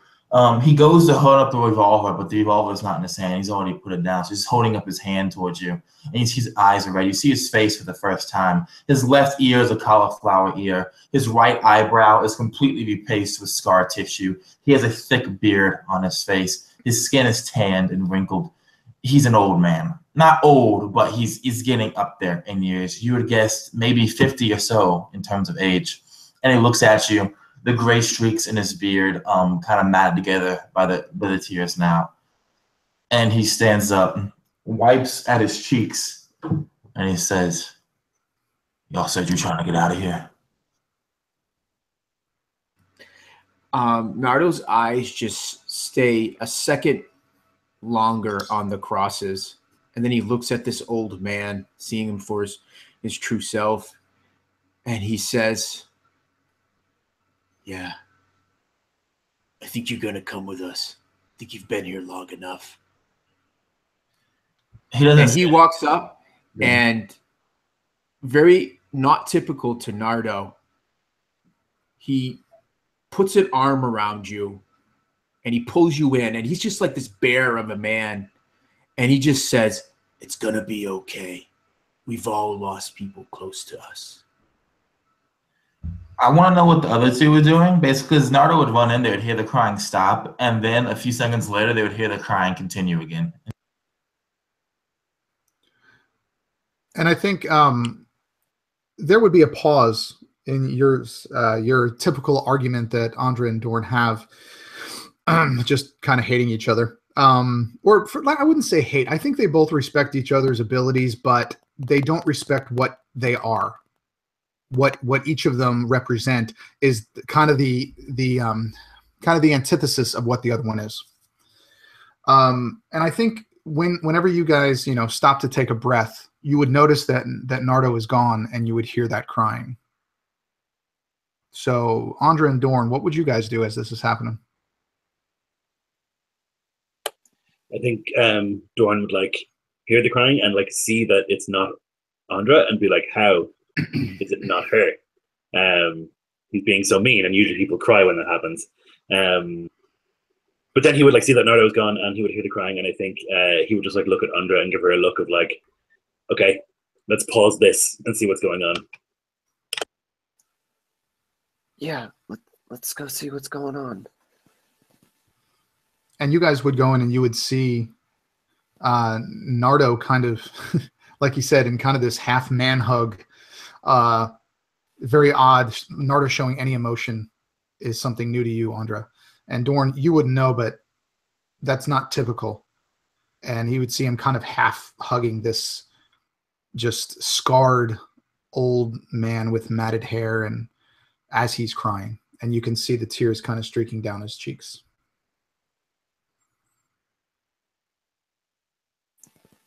And we see the mounds now too. Yes. Yeah. Just Andra kind of looks over at them, looks over at you guys, never seeing Nardo express any sort of emotion like this before, and she knows this must be some heavy stuff. I'm just gonna let these boys cry it out.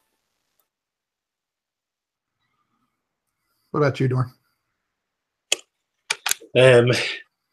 Yeah, he's confused as to why there's so much crying.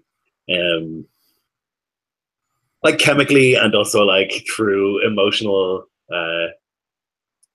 conditioning, Dorn doesn't really feel as much as others, and so he sees that people have died, obviously, but that's the thing, everyone dies, and so he doesn't really understand what the big deal is. But he looks anyway. You can see that there's a genuine human emotional response happening, and he kind of takes note of that. And he says, "I've contacted the captain. He's going to come and get us." When you say that, the man pushes you away, Nardo, wipes his cheeks again. He says the word Cassius, and you see steroids begin collecting the lights on the walls, turning them off, which is kind of strange. And he says to you, "I heard you whisper, Link.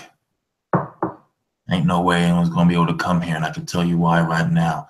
This moon, this dead space around it. Things crash into here now. Ain't going to be able to get in, but we can get out." Well, we got here once. Yeah, but they dropped us, didn't they? I think we were dropped down on the planet? There are places that you can enter. When you guys initially got here, you got lucky coming in. I think Marquise would know that you've seen several ships try to take off and just wind up crashing, just losing all power and just falling from the sky. And the shells of those ships are scattered throughout this moon. And he has probably salvaged most of them for parts that he needs. The other thing is, you can't ever be sure if a transmission will get off of this planet. Because yes, you sent that message to the captain, but you have no way to know if he received it. It may have gotten through. The captain may be able to get his ship here. You know him as a very good navigator. He probably could, but you have no way of knowing if that message got through, Lloyd. Yeah, that makes sense. I think that Dorn would assume that it did. Like it's always worked, and the captain is like very reliable. Has always been reliable. Probably the only reliable friend that Dorn has had. So he just assumes that if he tells the captain to come and get him, he's coming to get him. Yep. And maybe there's a little bit of denial in there too. Like he doesn't want to believe that he won't. Okay. So you hear him say he contacted the captain. What would you guys say to that? When did you contact the captain? When the monster had gone back underground. You were being held at gunpoint. Telling him. I told him to pick us up. Oh. Sorry, go ahead. No, I was just saying, Philip, to respond because you asked. He asked you a question. Yeah, Dorn would say, "Well, I told him to pick us up, and I told him that we had valuable information." Okay. Well, I don't know. I think we need to try to find this ship. Nardo has a map. I think that's a more sure bet. I don't want to rely on your captain. It doesn't seem like we can rely on you anyway.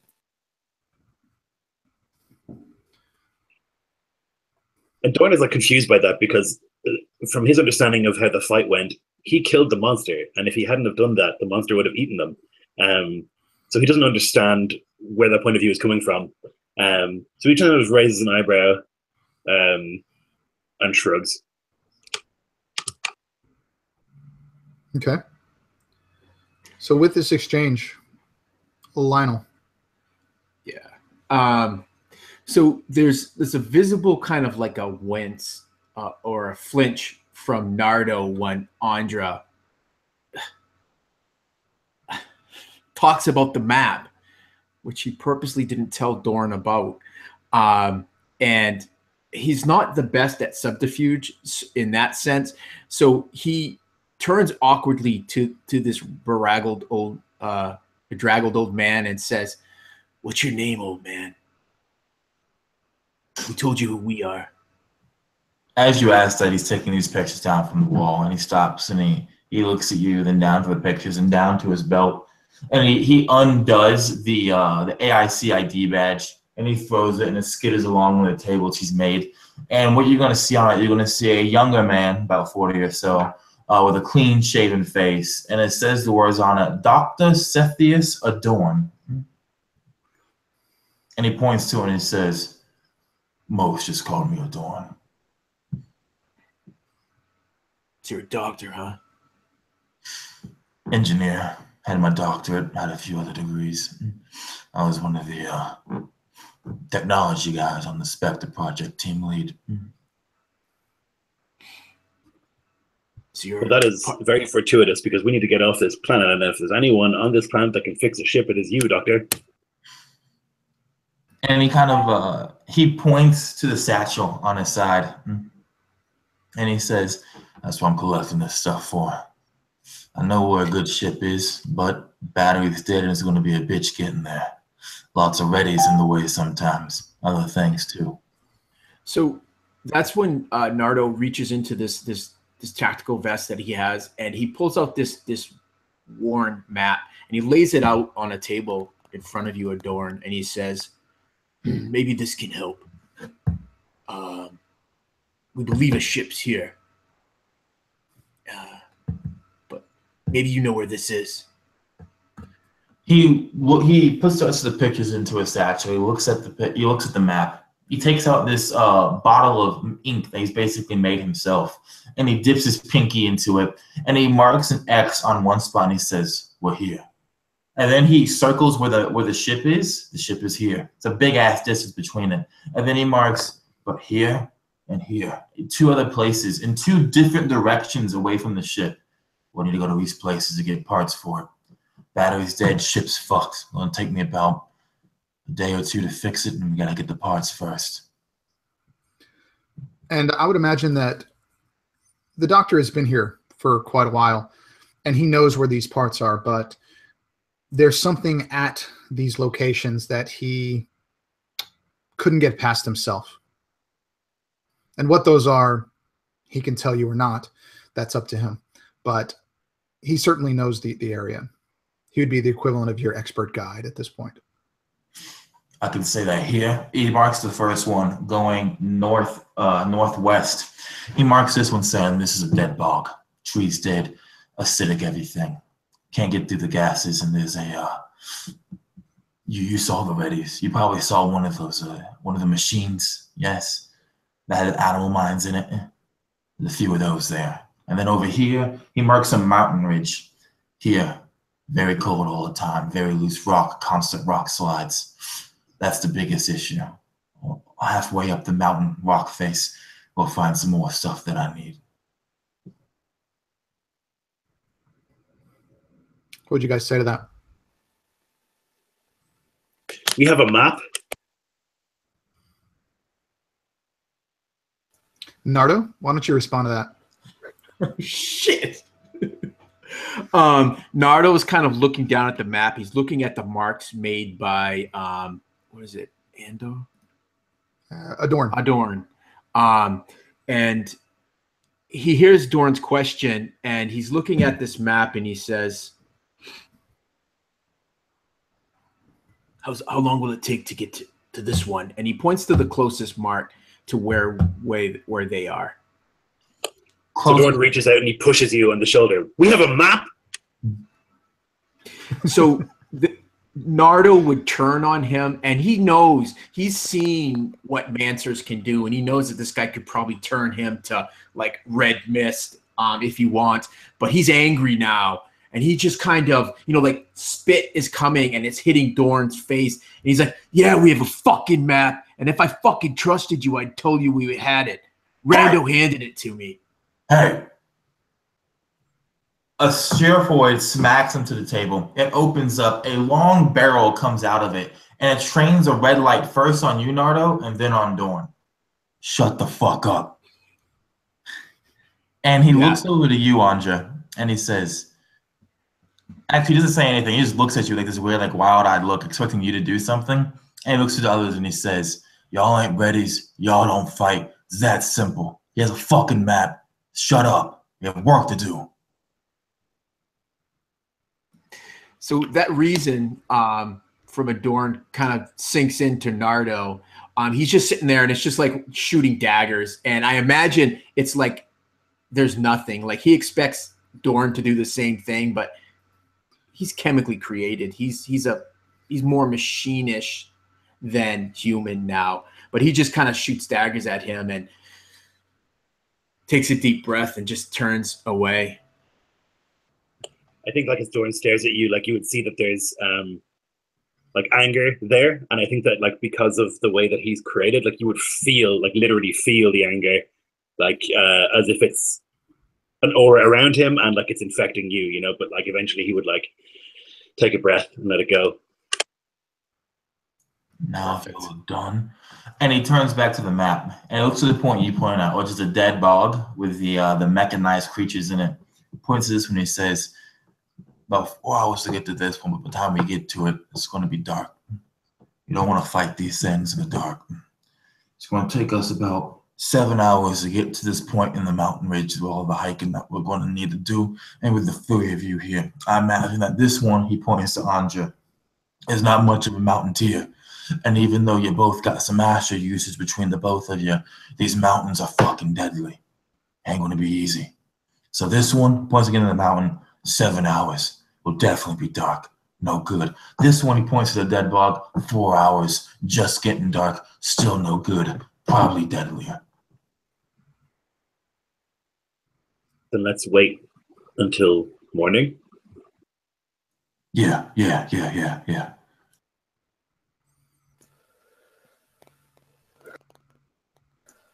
All right. And okay, go ahead. Let's rest up. But Adorn, I got a few questions for you.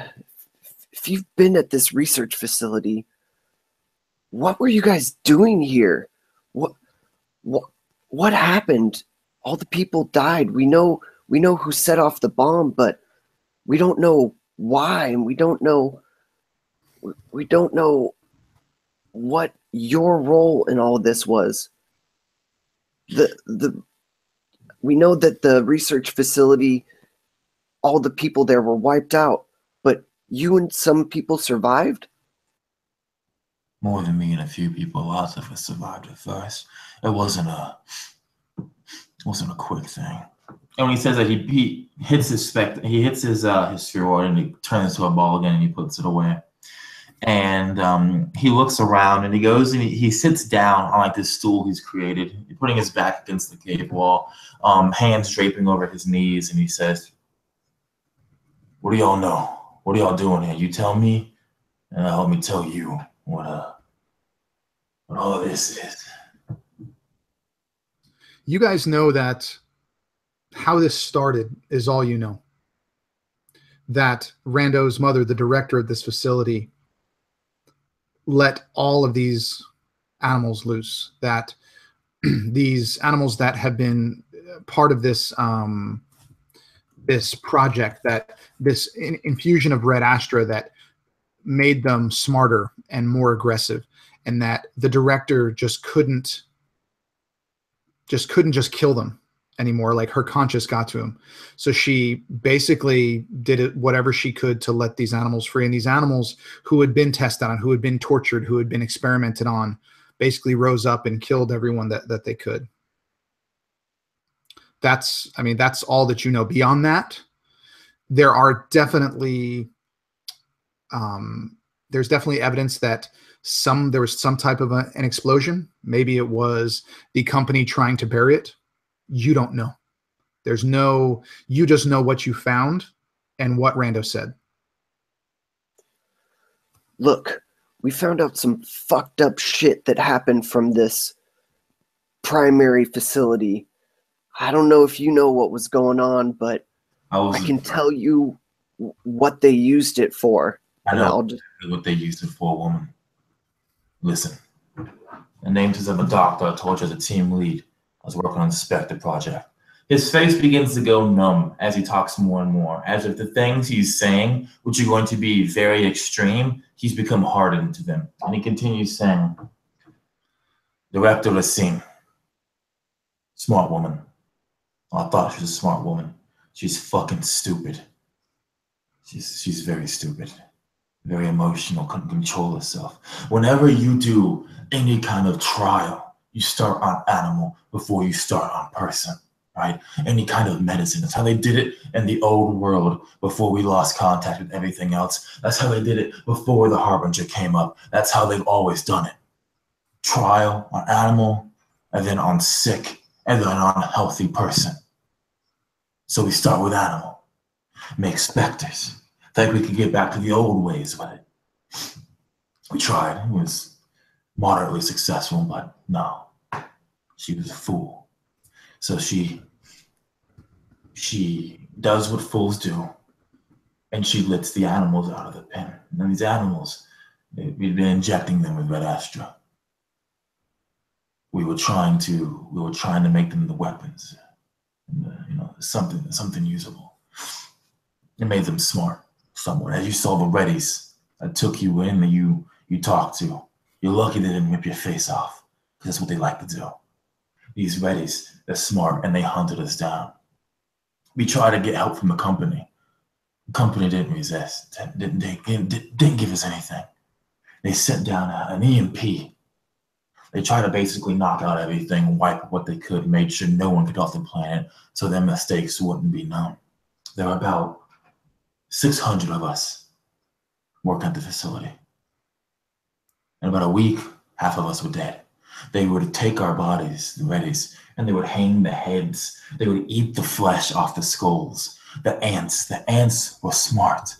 The ants would crawl up on us when we slept, go on our noses, eat our brains, crawl out of our fucking eyes.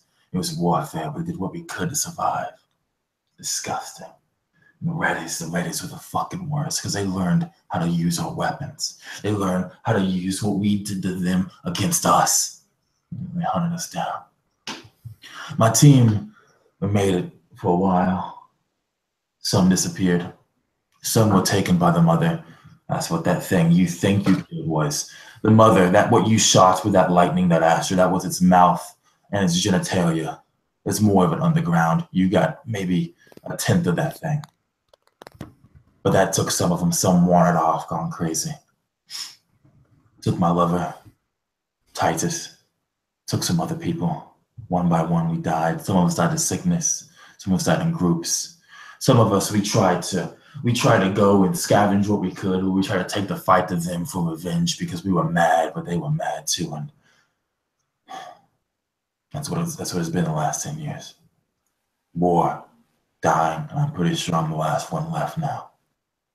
And the company, you guys noticed, no help.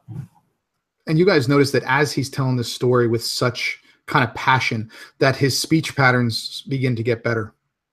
It's not that kind of broken, haven't talked to somebody in years, English. As he's recalling everything that's going on and wanting to tell the story, he just starts speaking significantly more clearly. Hearing that, what would you guys say? As Andra's taking in all of this information, she realizes this engineer, this doctor, he is exactly who we need to help us bring back proof of what AIC has done, of the monstrosities that it has committed or created.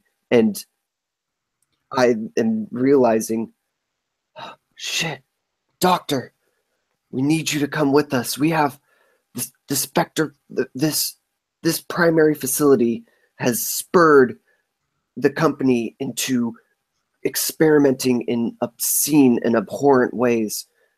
You know as well as I do the crazy things that the company is willing to go through for profit. We need to take them down. Will you help us? Ain't no fighting the company. It's that simple. You see what they did here. EMP to the whole world, take out the fucking facility. The monsters, not people. The demons from outer space, dark, twisted, evil. No, I'm mad. No, just no. After what I've seen, after what I've done, unless I'm putting a bullet through that Racine bitch's head, I don't want anything to do with taking no fight to the company. Racine's dead. She set these creatures free. She realized the wrongs of the company and tried to right them. You need to do the same. We're all part of this. He looks at you when you say she's dead. She's...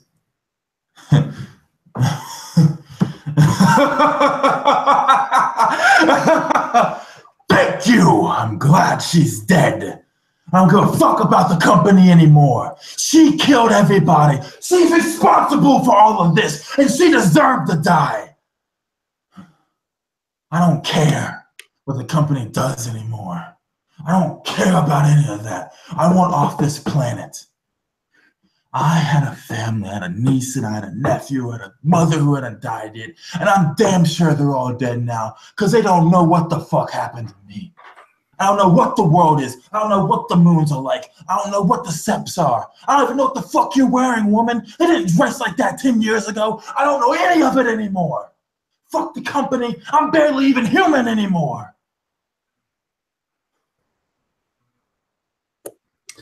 So And here, Dorn would like look at the doctor, and he would just be nodding the whole time, and he would look at the other two in this look of like, this is what I told you. And he would just smile and be quiet. and Dorn, the one thing also I think that would kind of resonate with you, the last thing he said before he stopped talking was, I don't feel, I'm not even human anymore.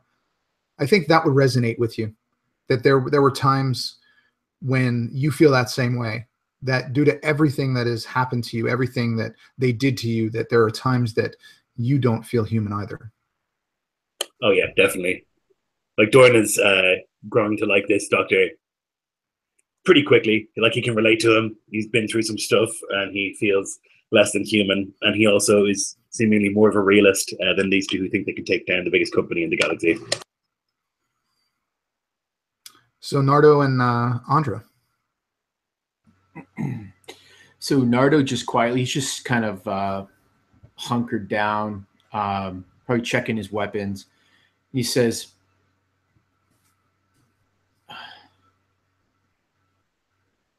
"You might be right. I've seen this company destroy so many lives. Fuck, I helped them destroy lives. Fuck, maybe it's better that you just stay here. Maybe it's better we all stay here."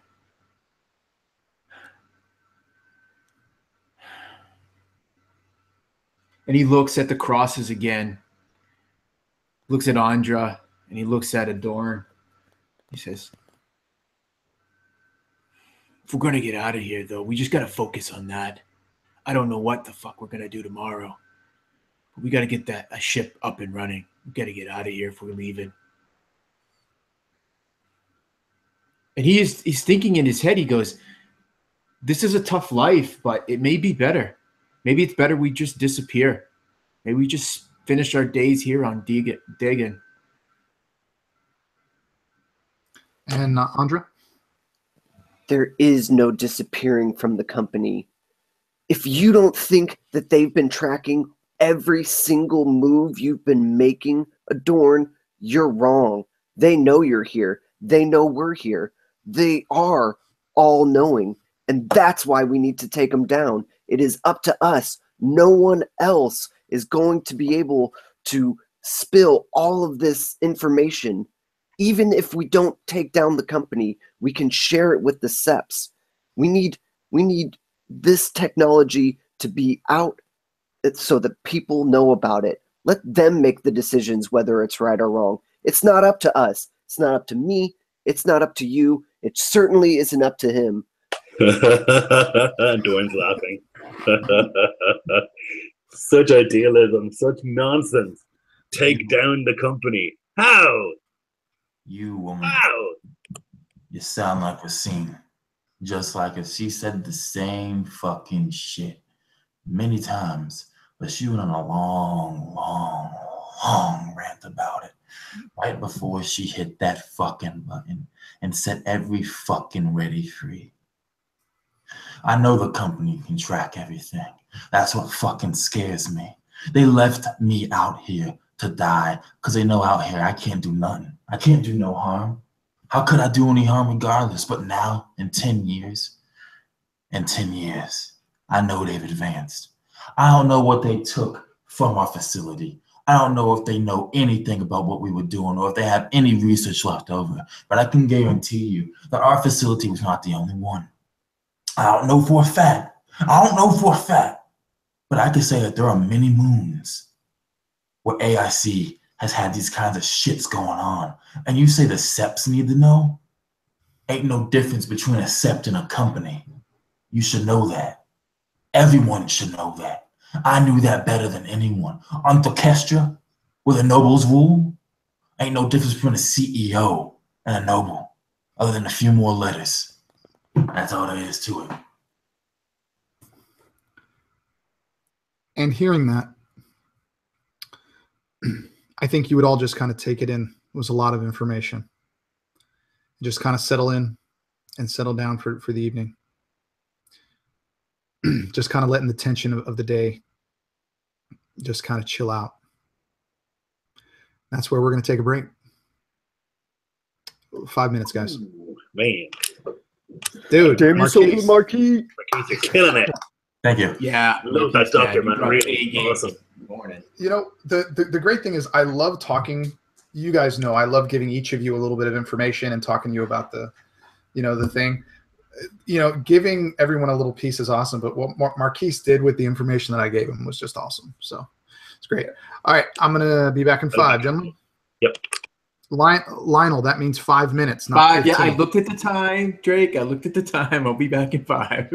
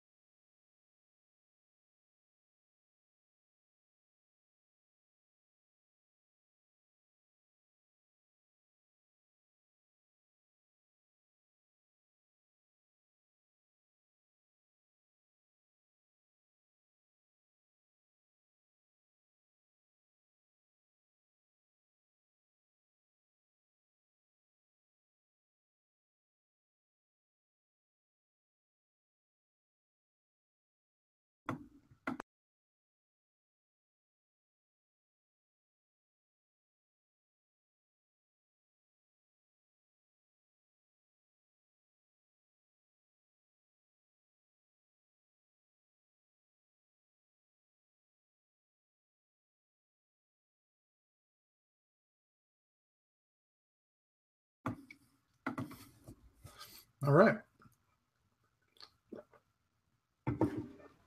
Hope everybody's enjoying the show here. Oh, shit. Lionel's early. What the hell happened there? You just feel bad because last game you took like a 15-minute break. Everybody's waiting. Yeah, it was a while. Sorry. Sorry. Marquise, dude, that was stellar, bro. Like, I don't think I've ever seen you get that into a monologue before.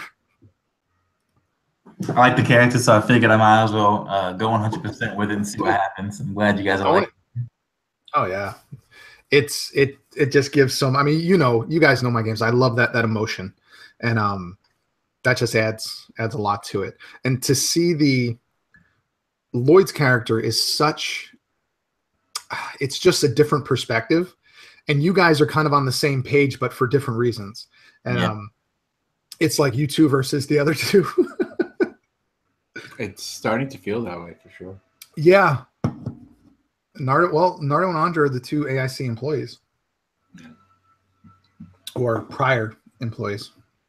Well, and who knows how Adorn's going to feel. I mean, he has literally lived a sheltered life for, he thinks it's 10 years, but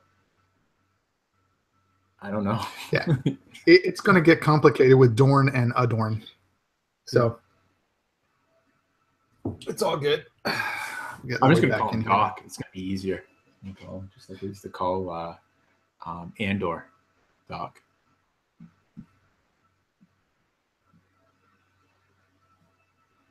Yeah, exactly. Andor was Doc, so we'll figure it out. Not a big deal. Didn't realize I had these bags under my eyes today. Yeah, I usually put my camera up by my lamp, but I just realized the other day when I was making some Call of Cthulhu videos that the light is actually melting the wire on the back of my camera because I like put it right by it. Apparently, that's not a good thing. Wires don't like light or don't like heat. Oh well. Yeah, that's how you start the base electrical fires, my friend. Yeah, well, I have renter's insurance. I get about 80 grand if I burn this fucker down. So Well, there you go. I could do a lot with 80 grand. Except I would have to save all my RPG stuff. I mean, fuck it, everything else, but I'll save all this. Kids' toys, pictures. Pictures are all digital. They're at church. Jesus will be fine. I'm good. I'll just wait a few minutes to call the fire department. That's all. Of course, this is now live recorded and will be used against me. Yes. What we need to know, Mr. Warren, is why did you go to all your neighbors knocking on the door and say you might want to go someplace right now? Yeah. It's actually funny. I work in insurance, and you get some people that burn their own cars and their houses and all that other weird shit. And every once in a while, I'll get a guy that's like, my car was stolen and they drove it into the river. And I'm like, okay, well, did they break in? Well, no. Do you have keys? Well, yeah. How many sets of keys do you have? Well, I don't have any keys. Well, did you give the thief your keys? How did he get in? Well, I don't know. And I look, there's no windows broken. The locks are not jimmied. And there's keys in the ignition and it's in the river. It's like, so you were nice enough to this thief to do that. That's really cool. And then, we just deny the claim and say you're a fucking idiot, but whatever. I just won't say who I work for. Lloyd, are you back? Yes, sir. All right. So let's see. Philip, what were you saying? Oh, yeah, you guys got to work all that out. Marquise doesn't know anything about what's happened yet, so you can go from there. So, all right, we'll kind of get back into it, guys. I figure for the evening, that Adorn has kind of set up a perimeter and keeps you guys safe. I would think even he probably has some food or stuff. You guys have your rations, but I'm sure you could feel rested. So any hit points or Astra roll to get your Astra down and all that jazz that you're going to do. And I think that we would probably wake at about dawn the next morning. And Marquise, I would assume that you kind of packed up the night before and most got your stuff. He's learned to sleep very light and for very small amounts of time. To him, right now, he's going to function at about 3 hours of sleep, but most people need 7 to 8. So tonight, he actually got 2 hours of sleep. Most of it was spent preparing the camp and everything and packing up what he needs to take in order to make this trek. And he spent a lot of time saying goodbye to the mounds in the back of the cave and the hut and everything, and making sure he remembers exactly where they are in case he can never come back again. And then by the time everyone else starts waking up, he'll be ready. And Marquise, I have a question for you. With regards to Titus, what was his position in AIC? Titus wasn't in his team. He was actually a higher up as compared to Adorn himself. Titus wasn't exactly what Racine was, but he was very, very high up and getting close to that point. Okay.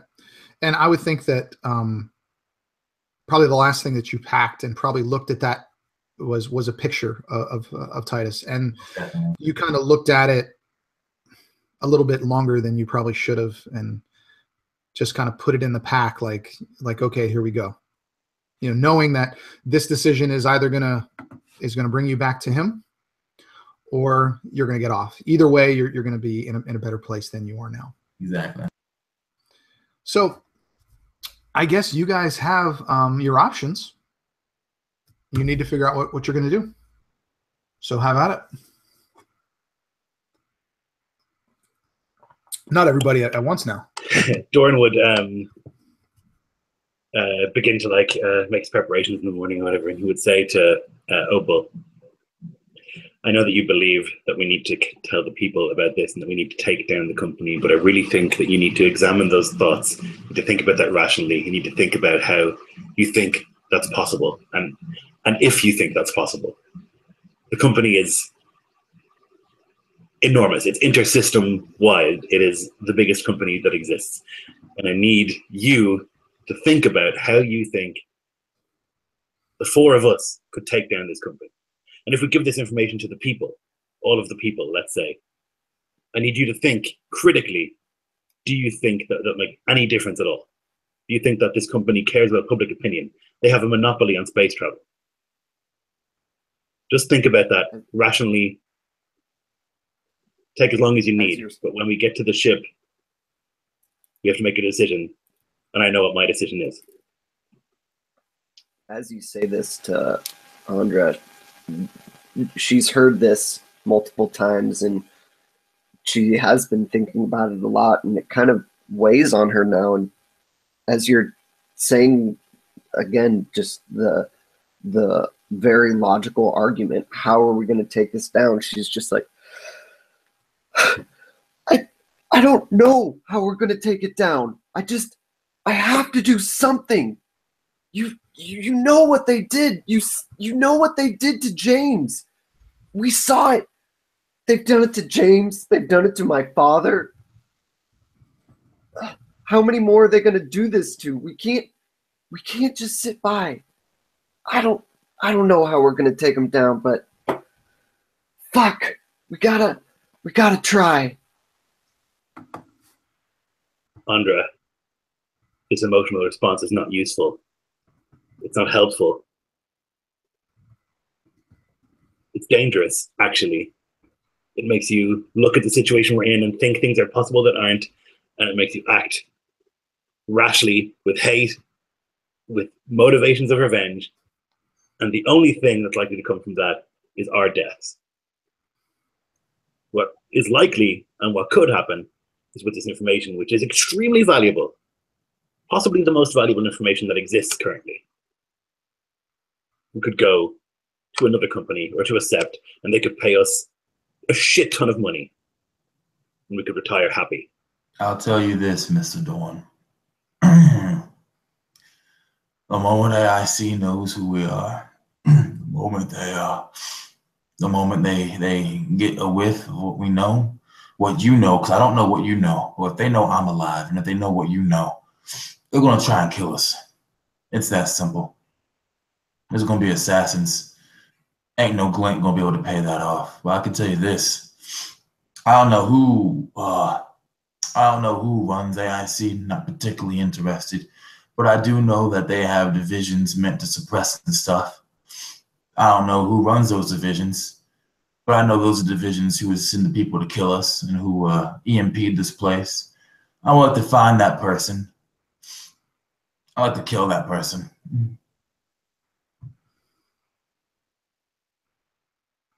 I worked for Sept Grimoire for a long time. They're a powerful sept, and they specialize in war and killing.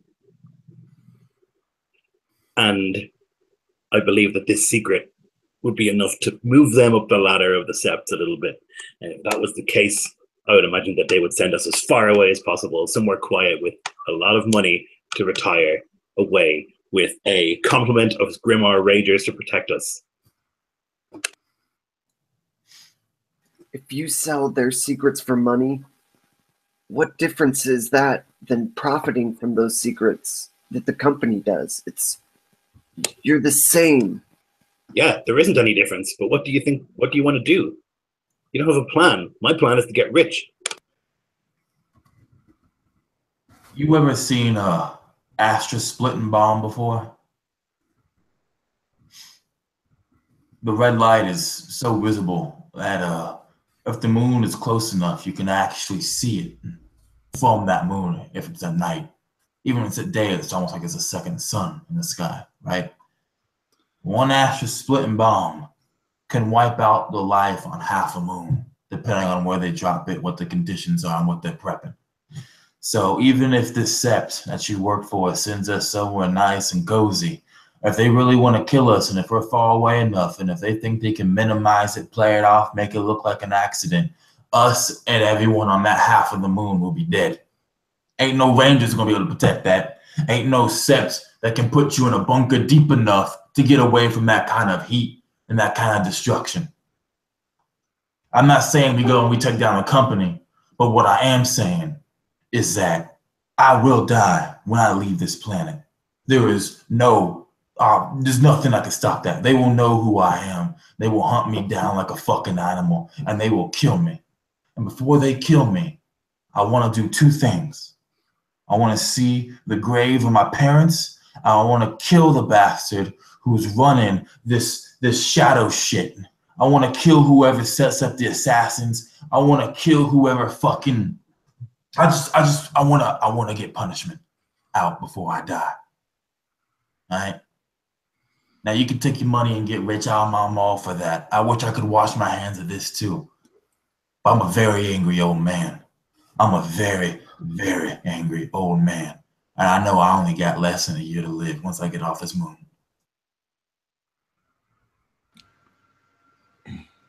All right, guys, we're burning daylight here. Let's go. And where would you guys, from that map, where would you guys decide to go first? Nardo's vote would be to the swampier region that's closer. It's like 4 hours. Just makes more sense.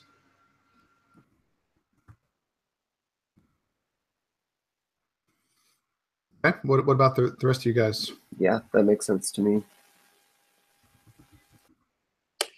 Yeah, Doran's an expert, so he'll agree. All right. And Marquise, would you be leading them there? I'd imagine so. Before you lead them there, you tell them a few things. You tell them, one, you're going to take whatever cloth you can, wrap it around the lower half of your face. All right?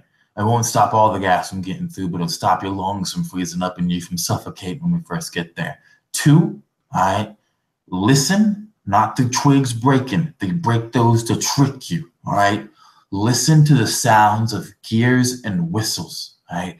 The whistles will sound like bird calls. Listen for those. Those are the things that are going to be hunting us when we get there.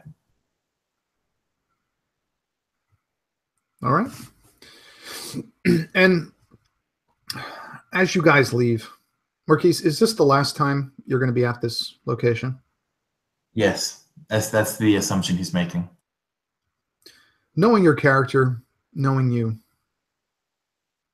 how would you cause this home you've had for many years to self-destruct so that the Reddies cannot utilize anything that you found or put together here? What would that look like? What happens is about an hour passing since we've left, right? The beautiful thing about Astra technology is that you can reproduce it on a small scale with basically junk, right? So while he can't make a full Astra splitting bomb, he can make something that has one hell of a kick to it, right? And so we're about an hour away. The ground begins to rumble, right? There's a wind going through the air. And then you just see this bright light off in the distance. And about 6 heartbeats later is when the sound actually hits everyone, right? It shakes everything. It's a thunder wave. You see trees falling, animals running. Adorn actually falls to the ground from the shockwave that rushes over him. And you see trees, some of them, the oldest ones, the weakest ones, falling over. And then he stands back up, wipes the dust off, and he says, Astra splitting bombs about 1,000 times that strong. And he keeps on walking. Now, would you guys say anything to that or ask him a question, or would you just roll with it?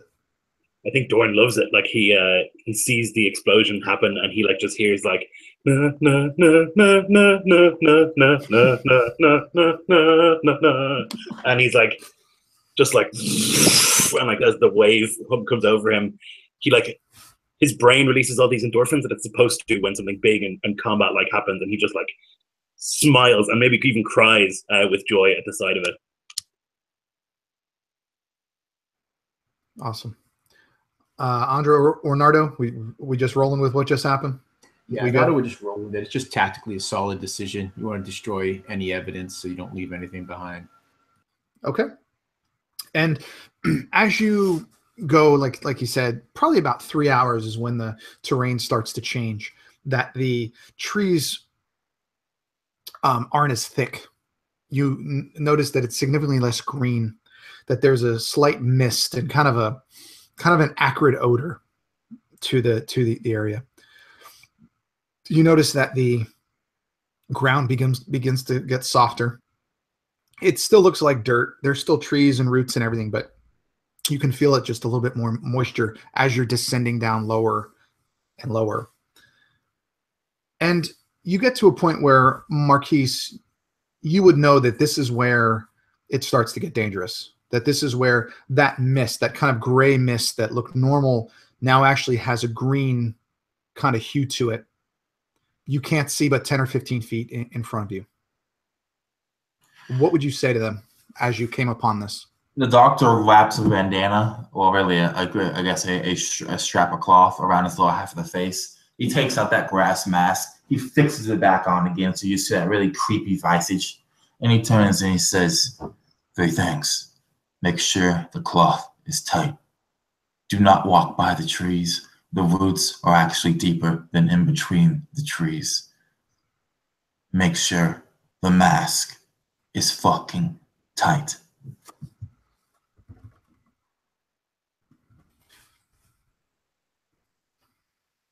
Yeah, Doran would like reach into his pack and he would pull out his breeder that he has.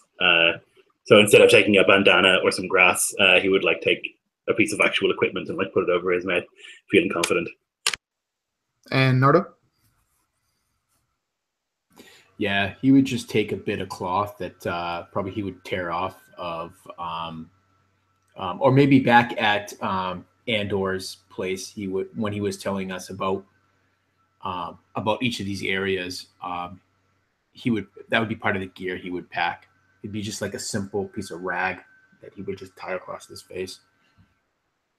Okay. Go ahead. So Andra will just kind of look at you guys all putting your masks on, and she'll just kind of like, all right, I'm good. Not say a word, but I'm pretty sure Nardo knows that I have an apparatus that lets me breathe, or that filters noxious fumes for me and won't cause me any harm. So, Marquis, seeing this, like, you know how bad this area is, and seeing this little woman, you know, kind of being all cocky about, you know, don't worry about it, you know, we're good. Would you say anything, or would you just seemingly let her die? She's just as fucking stupid as Racine is. Like, everything she does is the same mannerism, and it's triggering the doctor the more he sees her act. But he doesn't want her to die, nonetheless. And so he looks to her and he says, "Woman, come here real quick." I would think she would do so. I come, yeah. Once you do so, he moves to your side. There's a tree behind you. He pushes you towards a tree. And as you let that push go through, you will instantly sink down to your neck into the water. Okay. And then he kind of hunches over and he says, "You're cocky. A lot of people come through these parts cocky. They think they can use Astra away all the problems, deal with the Fade later. But this is not a place for just Astra and Fade. What you're standing right now is a death trap and their nest. All right, the things down there, if I were to leave you here, they'd start with your toes first, and then go through the thighs and the ass because that's the softest meat, and then the rest is history from there. And then he's going to grab you by your collar and pull you out of the water and just like throw you to the side and everything. And he's going to say, be careful, not cocky. Be scared, not confident, or else you're going to fucking die." And Dorn, seeing him do that to Andra, would you just enjoy seeing it? Yeah, I think he'd kind of like raise an eyebrow at the strange interaction. Like to Doran, everyone has to be as prepared as they need to be. That was like part of his programming and his training. Like if you're not ready, it's your fault when you die. And so he would expect everyone to take the same precautions and be as ready as he is. And so like seeing this like display of tough love or of care is kind of puzzling to him. Okay. So with that, I'm sure Andrea was just kind of shocked by that, but I would think that that would just kind of whip everybody into shape to kind of keep rolling. So how would you want to do this, Marquise? How would you lead them? What are you heading to? What would you tell them? What we're looking for is going to tell us this is that it's not so much a derelict ship. It's a piece of the ship that came off of the ship when it entered into orbit and then, it caught fire and broke apart and everything, right? What we're actually looking for is part of what the engine was, right? It has fluid inside of it. I got to it once before, but too many of the machinies, they came out, got me away. I had to leave, right? But the fluid in there is what we need in order to make sure that our ship that we're getting on to leave here will work, all right? So listen to this. I'm going to move forward. I'm going to move in a zigzag pattern. I'm going to move 20 feet ahead of the rest of you, all right? If I stop, you stop. If I hold up a hand, you draw weapons, right? If I draw a weapon, you start shooting at any direction you can, all right? Doesn't matter where. Just start shooting, start throwing acid, start doing something. What is it, woman? Look, Doc, I know that this is your terrain and you know what's going on, but just listen to me for a second. I'm trying to use my head here. I have the capability to go through here and not suffocate. Let me lead the way. Let me prove to you that I'm not useless out here and that I can hold my own. I have 3 questions for you. 1, can you see more than 15 feet ahead of you? No. Can you? 2, do you know what path to walk that's not either booby-trapped by me, booby-trapped by them, or a death trap of quicksand waiting for you? I can get past it. I'm quick. 3, do you know how a machine hunts its target? Do you know if they come from the water or if they come from the canopy? Do you know if they come straight at you or if they're always trying to get you from behind? You know? I assume they're trying to come from everywhere. All right. 3 strikes, you're wrong on all of these. You're not leading. All right. All right. You're such a dick. Sorry. Yeah. Doran is like Philip's trying to suppress a chuckle. Nardo would just put a reassuring hand on Andre's shoulder, and as he walks past her, following Andor. Now, when I say shoot everywhere, that's because when you start shooting, they're going to take a step back. They won't attack then. They'll be more cautious. They're still going to attack, but it'll give us about 6 seconds or so of breathing space. And with that, he starts walking forward down the path that he knows it was accurate last time, but the path in the bog is always changing, right? You never know what's going to be different this time. So he's being very, very cautious as he moves forward. Okay. And as you do so, I'm assuming that everyone's going to follow what he says. You, through the mists, you probably several hundred yards going through this bog, you do come upon just what looks like scrap metal. Looks like you said, kind of part of a ship. It's very heavily rusted. It looks like whatever this atmosphere is here almost seems to be eating away at the metal in this ship. And around it's kind of lifted across the bog or above the bog, like this is kind of a higher mound at the bog here. And as you get even closer, the kind of from walking in a bog stops, and it's just quiet. And when you all stop from hearing yourselves, you hear what you hear. You hear birds singing. You hear twigs breaking all around you. Hand goes up. I cast a spell. What do you cast? So I begin to shout, and I begin to like summon all this energy around me. But I'm going to cast spectral armor. But it looks like my hands begin to glow yellow, and I'll begin screaming like "Rah!" In the hopes that it'll stop these things from running at us straight away. So, okay, you just start making a whole lot of noise and screaming.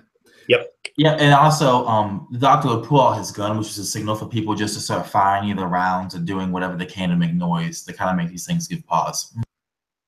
Okay. What would you like to do? What would you like to shoot? You want to go all around? What direction are we going? You tell me what you want to do. I'm going to start with Nardo. So Nardo would probably fire a round from his scattergun, probably in the direction that he hears the most sound, where most of the bird sounds are coming from. And he'd probably just kind of hunker down a little bit, almost in like a 3-point stance.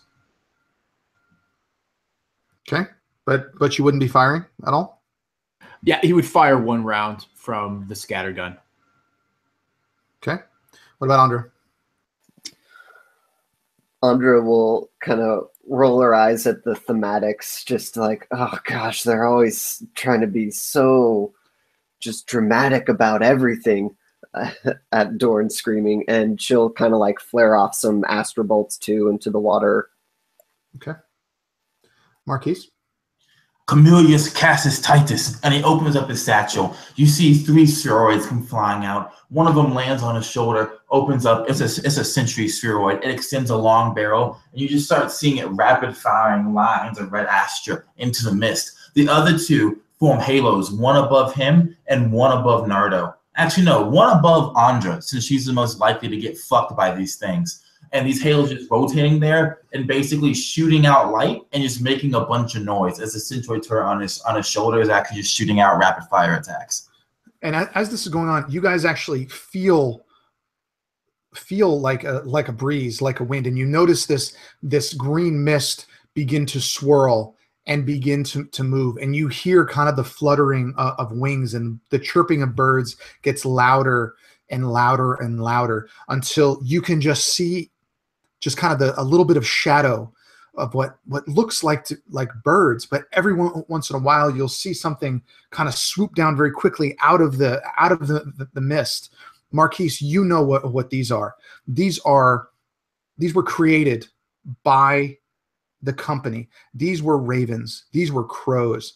They created a murder of crows, and they were created as scouts and things like that. But they have since kind of formed this bit of a pack, and they are that metallic and red and just that typical, just like you saw in that jaguar in the last thing. But they start swooping down, and you see them circling, and the mist is just swirling around all of you. What would you like to do? Everybody, roll initiative for me.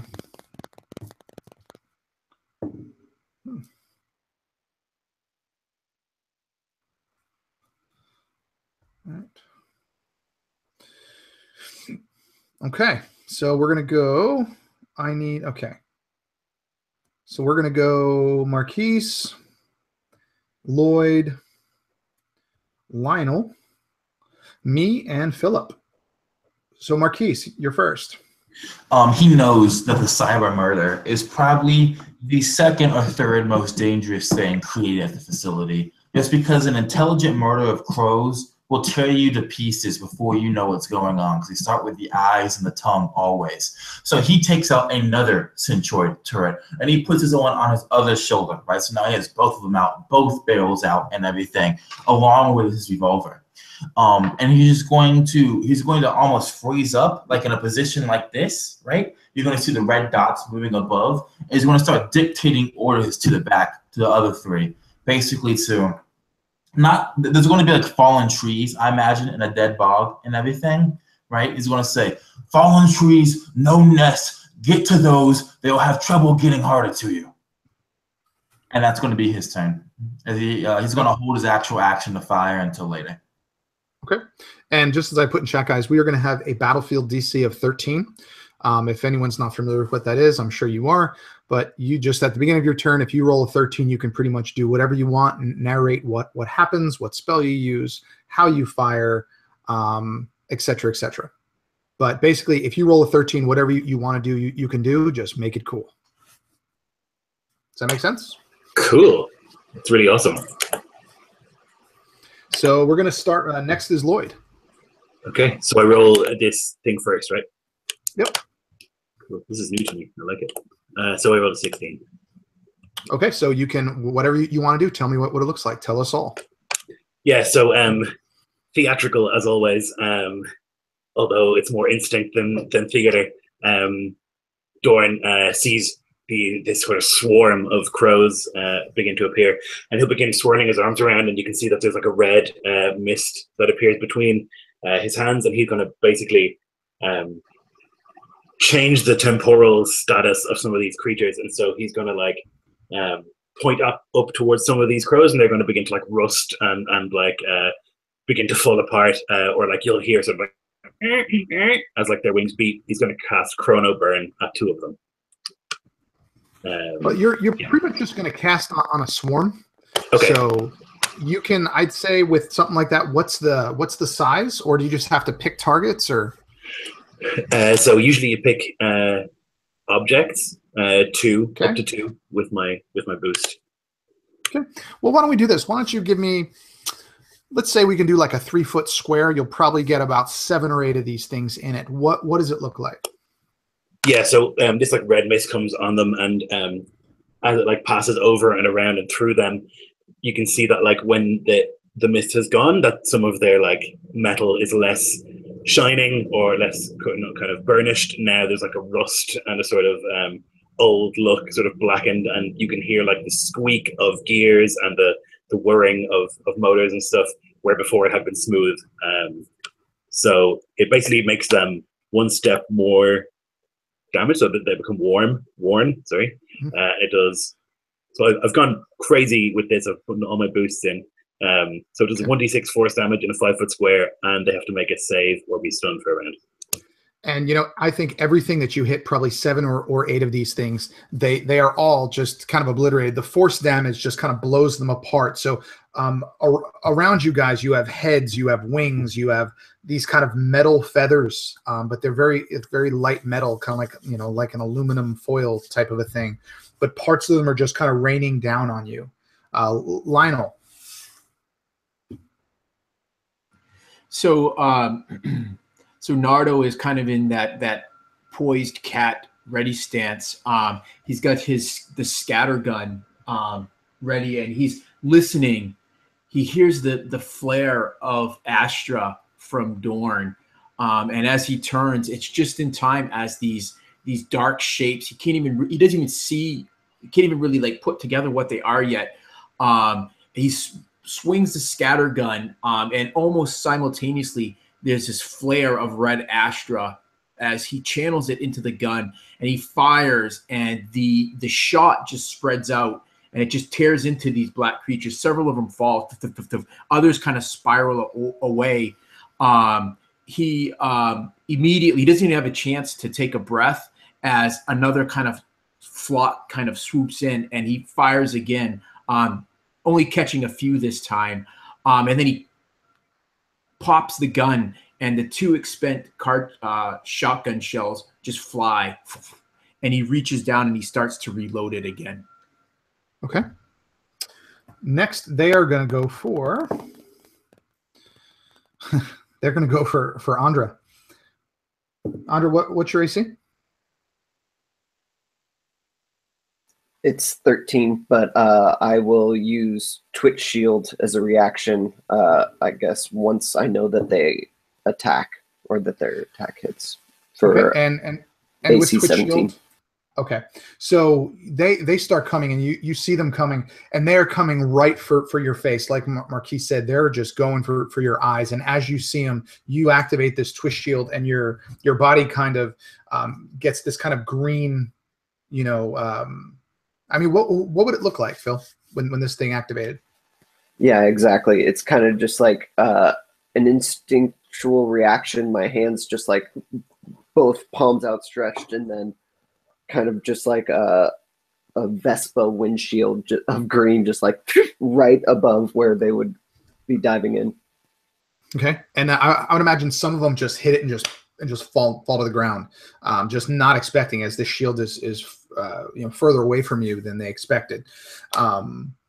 So you kill a few of them again. There are dozens of these things flying around, and again the mist is just still swirling. You still hear the bird calls, and they're getting louder and louder. Marquise. Oh, Ben. Okay, I got 16. So you're going to see him start running towards where one of those fallen trees are. As he's doing so, the two Primus and Titus on his shoulder, they start releasing the red Astra stored inside of them. Now, this red Astra is not firing off like bolts. It's like, imagine a hyper thin, very long lightsaber shooting from both into the sky and just constantly crisscrossing into the cyber murder above of him, basically cutting through these crows. And when he gets to this fallen tree, he's going to quickly get underneath the crook of it because he knows now he can actually protect his face. And both turrets are going to be focused on directly on where you are, Andra. And they're going to basically be defending you, like shooting at anything that comes close to you. And that's going to be his turn. Okay. Lloyd. Yeah. Now, the situation is that I am no longer freely able to cast spells. I've hit my limit, but that is not going to stop me. So I'm going to begin. Oh, I think you missed Philip, sorry. Oh, did I? No, Philip. Oh, I'm sorry. That's right. They tried to attack you and you did Twitch. I'm sorry. I took that as your turn. I apologize. Just put that in chat, man. It happens. I get into the scene and I forget.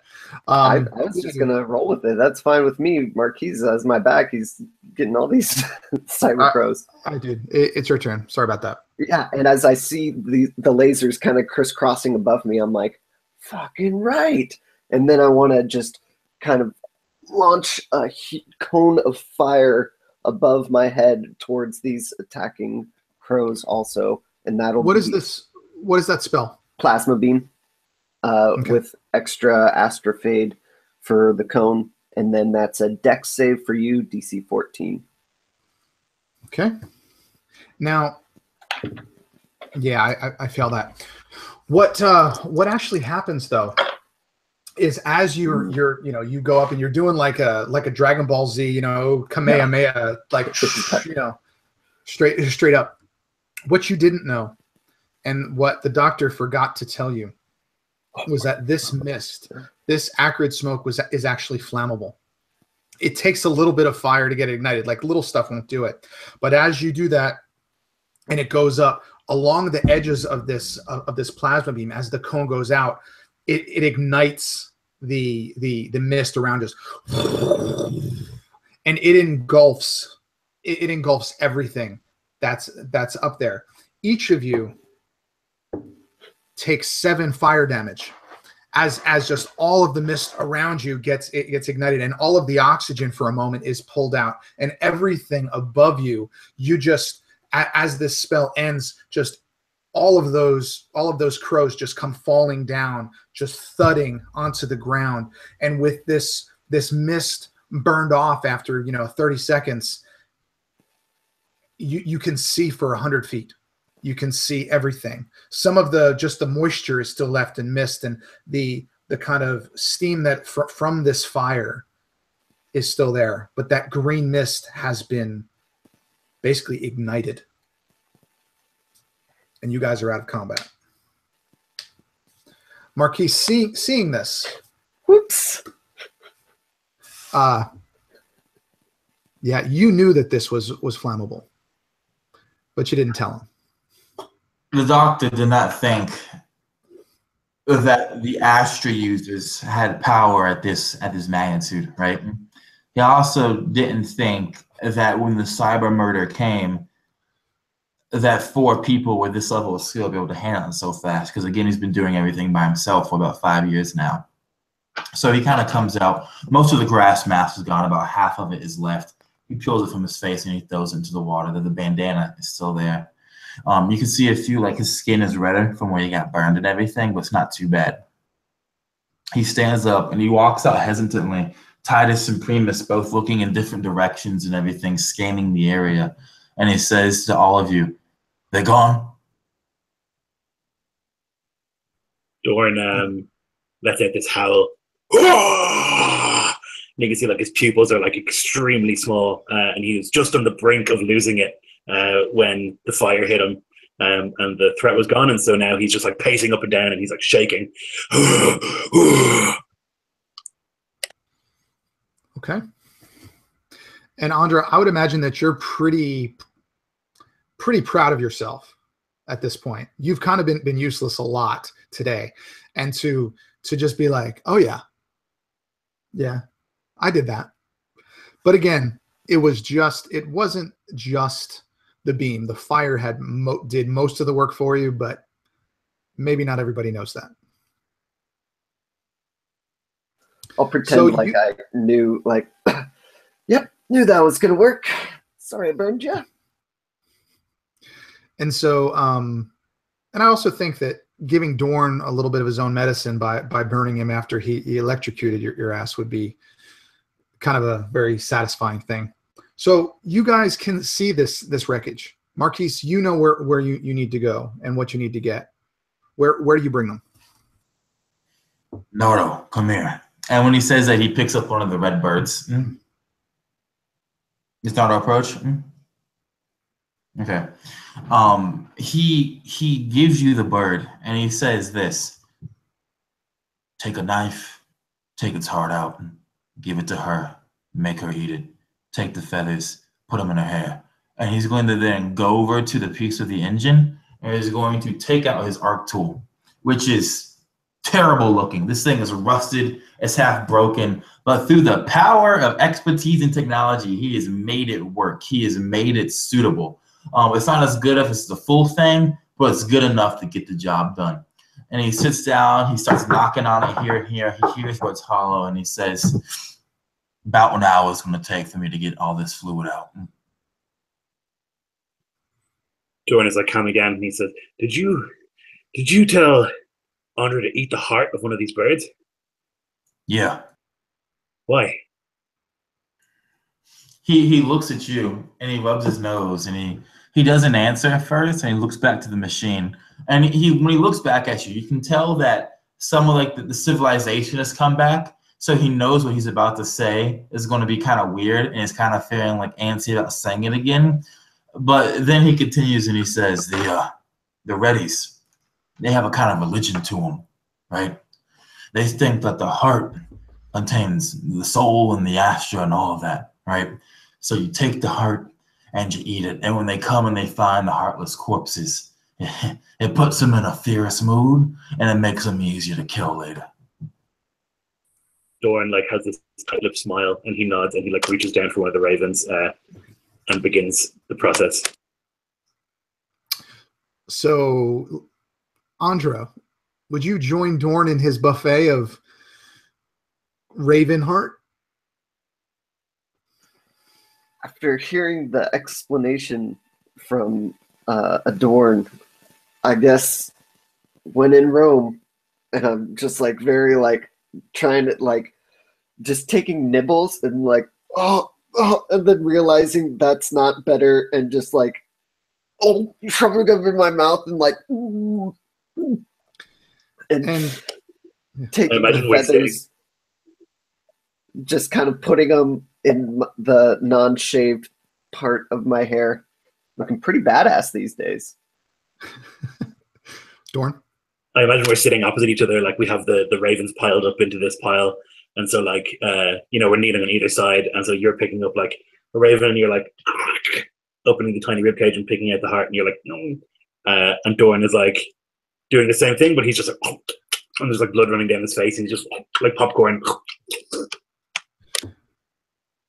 So let's just say that there's 30 birds here. Dorn, how many hearts would you eat? And Andra, how many hearts would you eat? I would eat one and a half. That's it. I wouldn't make it all the way through the second one. That's for sure. And Dorn. These things are small. These are like a bite. It's nothing. Right. I would eat until I was like satiated. Right. I'm probably hungry, so I would eat until I didn't want to feel sick from eating them, but I would eat a lot. Okay. So let's say that you had like 15. Andra, when you ate it, it actually, it tasted disgusting. It is a heart, but there was something odd. You kind of felt invigorated for a moment. Nothing noticeable, but you just kind of felt like refreshed a little bit. Lloyd, having had so many, you feel like you could take on the world. Like your mood and your morale is just through the roof. And for the next, let's say 3 hours, any roll that you do, add +2. Oh, as this red Astra is infused into your body. So any attack or anything that you do as far as combat or your skills, you're going to add a +2 for the next 3 hours. Awesome. Yeah, so I think Dorn is like popping these into his mouth and he like begins to feel full. And you can see like by looking at him that he's just like breathing a bit more like bestially, like and he like gets up and starts pacing and he's like shaking his arms up and down like whoo, whoo. You can see what happens when you eat one of the gorilla hearts. You feel like you can lift mountains. And Nardo, you are going with Marquise to get this fluid. And Marquise, what is this fluid again? It's a fluid that basically, it doesn't power the actual engine, but it's a very important fluid because it's kind of like a coolant, but it's like an Astra coolant, right? And that it makes sure the Astra fate of the ship doesn't instantly overwhelm the ship and cause the whole thing to explode or turn to ice or turn to dust or whatever, right? The reason he's calling over Nardo is that he pulled out his satchel, right? And he unfurls his massive, like, I guess, plastic bag, and he gives it to Nardo, and he says, when it starts coming out, it's going to come out with some heavy force, right? I need you to stay strong. You look like you're the strongest of the three. You're going to need to stay strong and stout as you hold it, right? Because it's going to be like a fucking geyser coming out. Okay. And you do so, and it does happen. Nardo, I need you to give me a strength check, DC 10.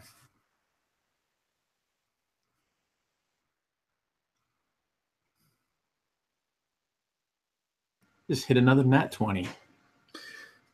You don't even flinch. This thing comes out like a geyser. You just hold this thing here, and it hits. And Marquise, he's looking at you like, uh-oh, what's going to happen? And you feel the force, and you just stand there. You don't move it. You don't move a muscle. And then you just kind of look at him and smile, like, I got this.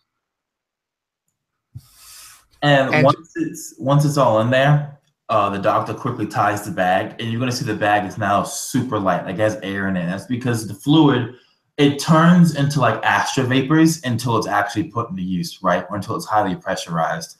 So it's like he has this giant like balloon, like plastic balloon full of like Astra in it, and he playfully bounces it to you, Nardo, and he's smiling, like he's having like a fond memory of maybe his nephew and niece when they were little kids playing with them, and he says, "You can carry that for right now." Okay. So you guys have what you need. You have completed combat in a murder of cyber crows, so to speak. Where'd you like to go now? You're muted. To the mountains or the other place that he had mentioned. Okay. You guys can absolutely go. The burning of this green mist, this acrid mist, will allow you to go a lot faster through the bogs, but you still have to worry about the booby traps. And so I would think that, Marquise, that you would kind of lead them through that again. But once you got out of that zone, you'd be fine. The only thing that you really notice of consequence in the wreckage is that it has AIC stamped all over it. This is definitely a company vessel, so to speak. So yeah, you guys can absolutely head towards the mountains. I would think that Adorn has been here long enough to avoid, most things. And like you said, he said it's 2 hours away. So Lloyd, pretty much for the whole time you're here in this mountain area, you will have that +2 to any type of combat. Okay. And would you actually wipe the blood down from the sides of your mouth, or would you just leave it there? Definitely not. There would be rituals in Sepp Grimoire that would be, he wouldn't talk about them, but he would have vague flashes of like blood and of eating raw meat and stuff like that. So I think it brings him back to like that brutal but effective training he had. Okay. And so Marquise, you lead them to this mountain area. What would you tell them about it? What are you looking for there? What are you trying to find? So imagine like the terrain is becoming more and more hilly, but also less and less like trees and everything. And he explains saying the mountain is very, very, very loose gravel, constant rock slides. Doesn't snow a lot. We're pretty close to the heat cap of the moon, but once you get high enough up and everything, it doesn't snow. It just becomes raw ice, and it's like glaciers. They come down the side of the mountain like a bull. And also, the Reddies here, they're not so much aggressive. They're like they're vultures. They're carrion eaters. What they do is they wait for everything to come down and hit us, and they come out from their caves and whatnot, and they start picking the flesh and the bones and everything. So you're gonna have to watch your footing, and the avalanche. Now watch out for that too.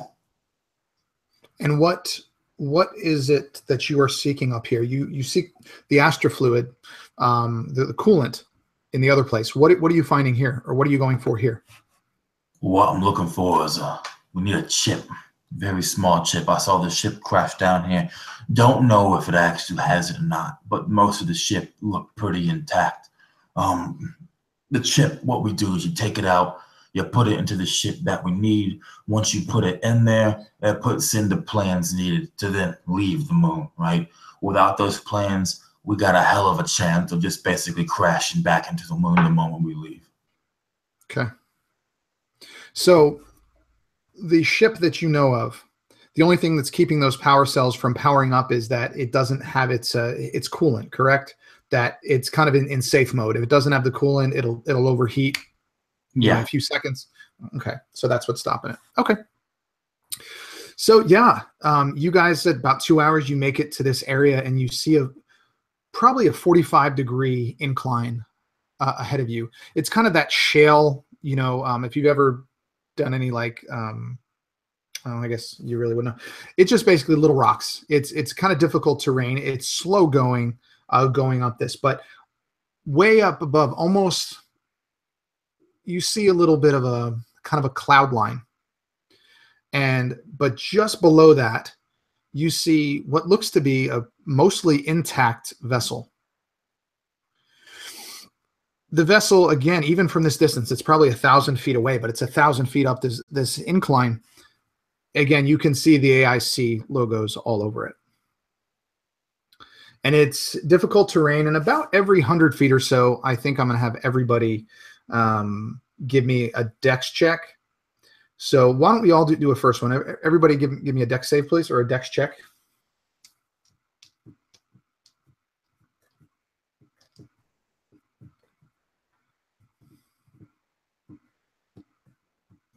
Okay. And then everybody makes it as you start up. Everybody's still fresh. You're going up. You're kind of slipping a little bit, but you're getting little handholds on some of the bigger rocks. You get up probably 100, 150 feet. One more check, please.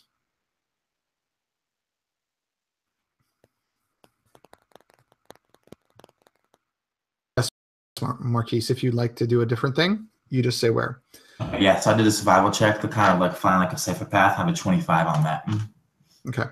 So you absolutely, once you're up to this level, a safer path than just going up this incline and straight ahead. However, as you get to this point, Andra actually slips down and actually begins to slide, probably too fast for anybody to grab her, down about 50 feet. No damage or anything, but you just kind of lose your footing and just slide on your ass down about 50 feet. You do that, higher up is going to kill us all. So Marquise, you do successfully, know a safer route. Where would that be? So, if you've ever seen like Planet Earth or anything, you'll see like how these basically like these bovine like deer-like creatures, right? How they jump up the cliffs and everything. So it's actually the more vertical the climb, the safer it is from the actual avalanches, right? So he points out what would normally be almost an impossible climb, but when you look at it, you see these small handholds and everything that are just enough for you to get a good enough grip in that you can climb up this thing if you take your time pretty safely. But if you try to hurry, or if you start slipping again and the whole mountain starts shaking, you're probably going to fall. It's going to be a bad time. So he says that to you. You either climb or you go on this thing. What would each of you like to do? You're under no obligation to do everything together. You can split. You can do whatever you want to do. So let's start with Dorn. So Dorn's confident just in everything that he's doing at the moment. He's like walking with his swagger, and as he's like moving his way up the mountain, he's like stepping, and occasionally he's like leaping from like one stone to another. He's like playing some sort of game with himself where he's trying to like stay balanced on stones. So he's up for the challenge, certainly, of climbing. He seems just unusually confident. Okay, so you're going to go climb. Andre.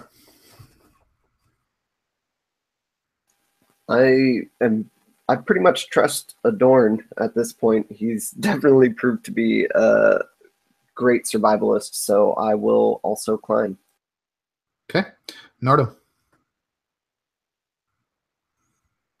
Yeah, the doc seems to know what he's talking about. He led us pretty quickly through that swamp area, and so he would climb for sure. Okay. And what would be the climbing order, Marquise? I assume you would go first. Yeah, imagine the doctor would go first, and I feel like Dawn would probably be right there with him doing it. Okay. So I think along with these handholds, you do see large vines kind of coming down, generally right out of reach. But if you follow the path that Marquise sets, you'll be okay. It won't be as difficult. But how far does this straight up climb go, Marquise?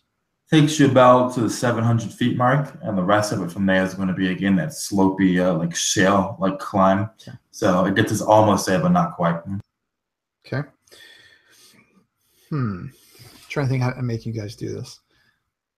Everyone give me an athletics or an acrobatics check, please. The DC is going to be 12.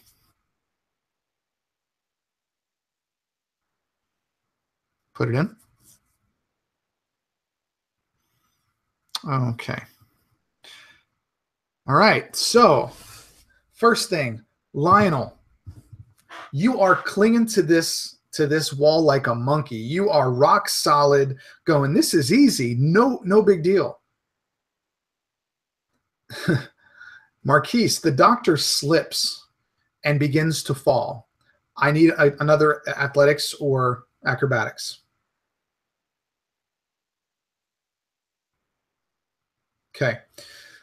With cat-like grace, you grab one of these vines, you swing out to the side, and then you swing back and cling back to this wall.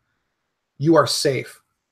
Lloyd, you as well lose your footing, but you only go down a few feet before you catch yourself. You barely miss the save. Andra, in what order would you have been when you fell?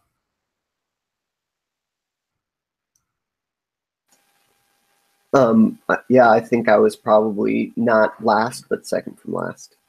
Okay, and who would have been last? Nardo. Nardo, I mean, you completely fall off, Andra. Nardo, give me an athletics. And Marquise, how far down is it from where we are now? We made it pretty far up, so about 600 feet up, we're almost done with the climb. Okay. Lionel? Yeah, I got another 23. Then you snag, you kind of grab for Andra as she's falling down, and you actually miss like her shirt or her backpack or whatever she has. But on a second grasp, you do grab her, and you hold tight and you try to swing her to the thing. But what you don't realize is that you grabbed her by the head, by the other side of her head. And as she slams into the rock, another small patch of hair is torn out, almost identical to the one before, but she is still safe. And as you guys continue, up this, up this thing, I'm not going to make you make another strength save. I don't want anybody to die. But you make it all the way up slowly, as the doctor said. And you come to kind of a flat area where you're probably 200, 300 feet, where you now have to go up this kind of 45-degree incline. This is going to be difficult terrain, and you all see little rocks kind of coming down already. And Nardo, having some military background, you would know that it's probably a good idea to be quiet. You really don't want to rock the boat, so to speak. Yeah, Nardo would actually whisper that to everybody as we kind of get up onto this shelf. And the doctor would probably know this, having spent so much time here. But he would tell the others, it's very important that we're quiet. I've seen landslides start with the littlest of sounds. And actually, one of the class features for the Reaver is I am not hindered by difficult terrain. Okay. So as you guys make it up, Marquise, you notice it first. You see two of those, as you would call them, readies, about 100 feet up, just kind of on the edge of this incline. You guys, these look different than the ones that you've seen. These are smaller. These don't stand up as tall, but they have that same red-colored coat. And they lock eyes with you, Marquise, and they start kind of gesturing, just hitting themselves, just kind of flexing, trying to, for lack of a phrase, intimidate. This is stuff that you've seen them do before, but they're not coming towards you. What the doctor does is that he looks down below him, down the incline, and he just shakes his head like, don't move, don't make sound, don't respond. Shh. And he turns his head again because he knows as long as they're, because the readies here, they always put themselves in a place where they won't be caught by an avalanche, right, or a landslide. So he knows as long as because they're trying to bait us to attack them to make the landslide take us so they can then eat our corpses. So he's being very careful. He knows their tricks, right? And he's just climbing up, hoping that these readies haven't mutated to have some other kind of crazy ass feature to fuck them over with. Okay. And Marquise, have you ever been up to this wreckage? I know you've seen where the wreckage is, but have you ever made it up here before? He came up here once with 4 other people when the team had been reduced to him and 4 other people, and I made it to the top of the incline and everything. But that's when the readies came out, and then someone fired off a scatter gun, and then the rest from there was history. Okay. And I assume you were the only one that survived that. Me, him, and Titus survived it. Okay. So I assume you're going to kind of stay on the incline just far away from those things, yes? Exactly. Okay. So I'd say it's going to take you three or 4 rounds to get up through here. I'm going to have everybody make a dex save for me.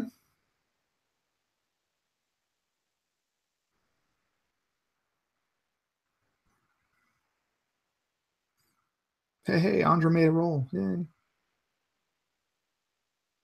I think y'all are lying about all these nat 20s. So everybody made it. Oh, there wasn't a nat 20. I get +5 on my save. Oh, all right. So Marquise, the doctor goes up very quickly and very silently. Lionel, same thing. You're going right there with him. Dorn and Andra, you guys are just kind of bringing up the rear, but again, you're successful. And you get up to the point where you are perpendicular. As you're walking up, the readies are kind of on the side there. They're probably about 100 feet away. but you're kind of at the same level, and they're just hooting and hollering and making all kinds of ruckus, just being really loud. Just kind of beating their chest, beating the ground, yelling, screaming, hooting, hollering. While you guys are at this level, is there anything you'd like to do to them or at them before you continue moving up? I think that the doctor would see like Dorn's pupils are like very small, and he's like clenching and unclenching his muscles, and you can tell that there's like an anger and like an adrenaline building up in him from these goddamn creatures. The doctor throws an odd-looking spined fruit to Dorn. Does he catch it? He does. Don't bite. Take it, grab it, squeeze it hard, and then lick the juice that comes out. And I think so. when he does so, it's kind of like it's not a very powerful relaxant, but it's enough to take the edge off from adrenaline when it's pumping through your veins. It won't stop you if they keep going, right? Because it'll end up building back up again, but it'll bring you back a little bit is the intention. And what's this fruit called, Marquise? He doesn't know the actual exact name of it. What he just called it was just basically relaxant, is all he calls it. Okay. So you guys would not do anything to those guys. You would just keep going? Yes? No? The doctor is going to ignore them, but he will have a sentry set up that he's putting onto the ground in front of him. And basically, it won't fire, right? Unless they're like coming directly at the ship, which he doesn't think they will, but that's when it will go off. Okay. Keep in mind, the sentry in the Harbinger rules takes an hour to create. Oh, because I thought he had already created some before this. So would he have to create another one? Or is it because they disembark them and recreate them? Well, in the very beginning with the kind of battlefield DC that we're doing, I wasn't really worried about it. But if you're actually going to set up an actual sentry that sits there, per the rules, it's 1 hour. All right. So seeing that will need to be reconstructed, like, he realizes like after using it in the bog that it's kind of like broken down a bit more. He kind of scraps that idea and he just keeps moving towards the ship. His plan is that if something does happen with an avalanche, he's going to get in the ship and hope that giant metal thing can tank it out. Okay. And as you guys make it up there to this, the ship is actually sitting on this incline. There's no flat area here. It's sitting on this loose shale. It seems steady. It's not moving. Marquise, from the last time you saw it, it has not moved, but it is on this shale. And as you get up there, somehow those two readies down at the bottom have gotten perpendicular to it as well. And they're only about 30 or 40 feet away as it kind of comes to a point. What would you guys like to do? They've gotten bold, is what the doc would say, and he would stop and look to the others.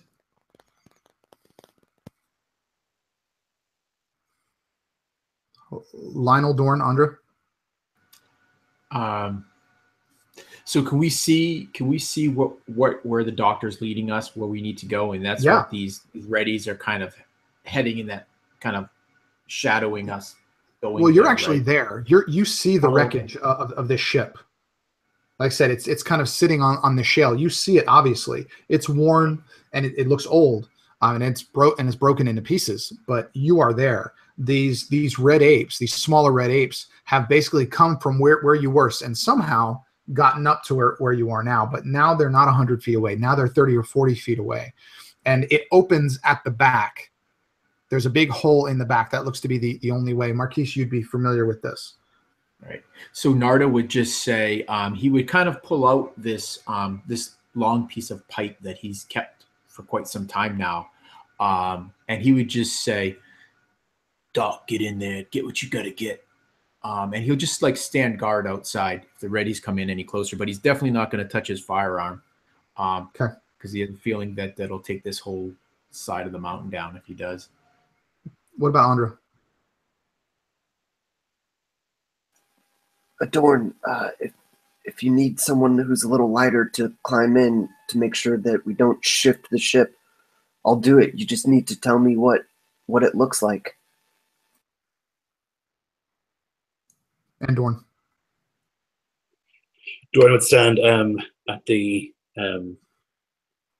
the entranceway or whatever, and he would like close his eyes and focus, and like a little yellow string would appear in his hand. He's like basically readying energy tendril to like grab whoever goes in there and fling them back to him if the ship falls. Do you have to have line of sight for that? Yeah, I think I do. Okay. Unless you go in with them or stand right at the door, you're not going to have line of sight. This thing's probably 80 feet long. Oh, okay. And the opening is at the back, and the chip that you need is in the cockpit. Okay. So in that case, I probably wouldn't do it then, because I wouldn't be able to see from where I am. Okay. So, Marquise, are you going to go inside?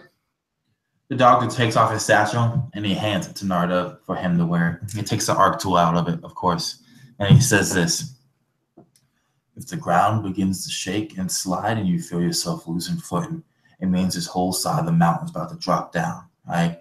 So you have two options. You either get above where the fault line crack will appear, or you get in the ship and you put your whatever God you believe in your hands, right? Protect this satchel with your life. You, woman, you're coming with me. And as you do so, you can hear kind of a, as you step in, you have Nardo and you have Dorn kind of standing outside guard. You kind of hear a creaking as you're walking, and you can actually see kind of a noticeable shift as you go in, but not far, just a few inches. And Marquise, you know where this chip is. You know that it is at part of the central computer system, and you have to pull off a panel or two. I would imagine that they might be too rusted. You may have to use your arc tool to do that. But eventually, after maybe 15 minutes, you get to what you need. This isn't a small chip. This chip is probably about the size of an old, that old big floppy disk, except it's metal. The little 5 by whatever, 5 1/4 discs, whatever they were. You guys are all old enough to remember those. Maybe not Marquise, but well, actually no, maybe not Philip either. But I know that Lloyd and Lionel are. And you see it there, but this metal chip is actually like rusted. It's actually rusted in, and you can't. You try to pull it and you just can't. What would you like to do, you and Andre? You don't happen to know any spell to clean rust off, do you?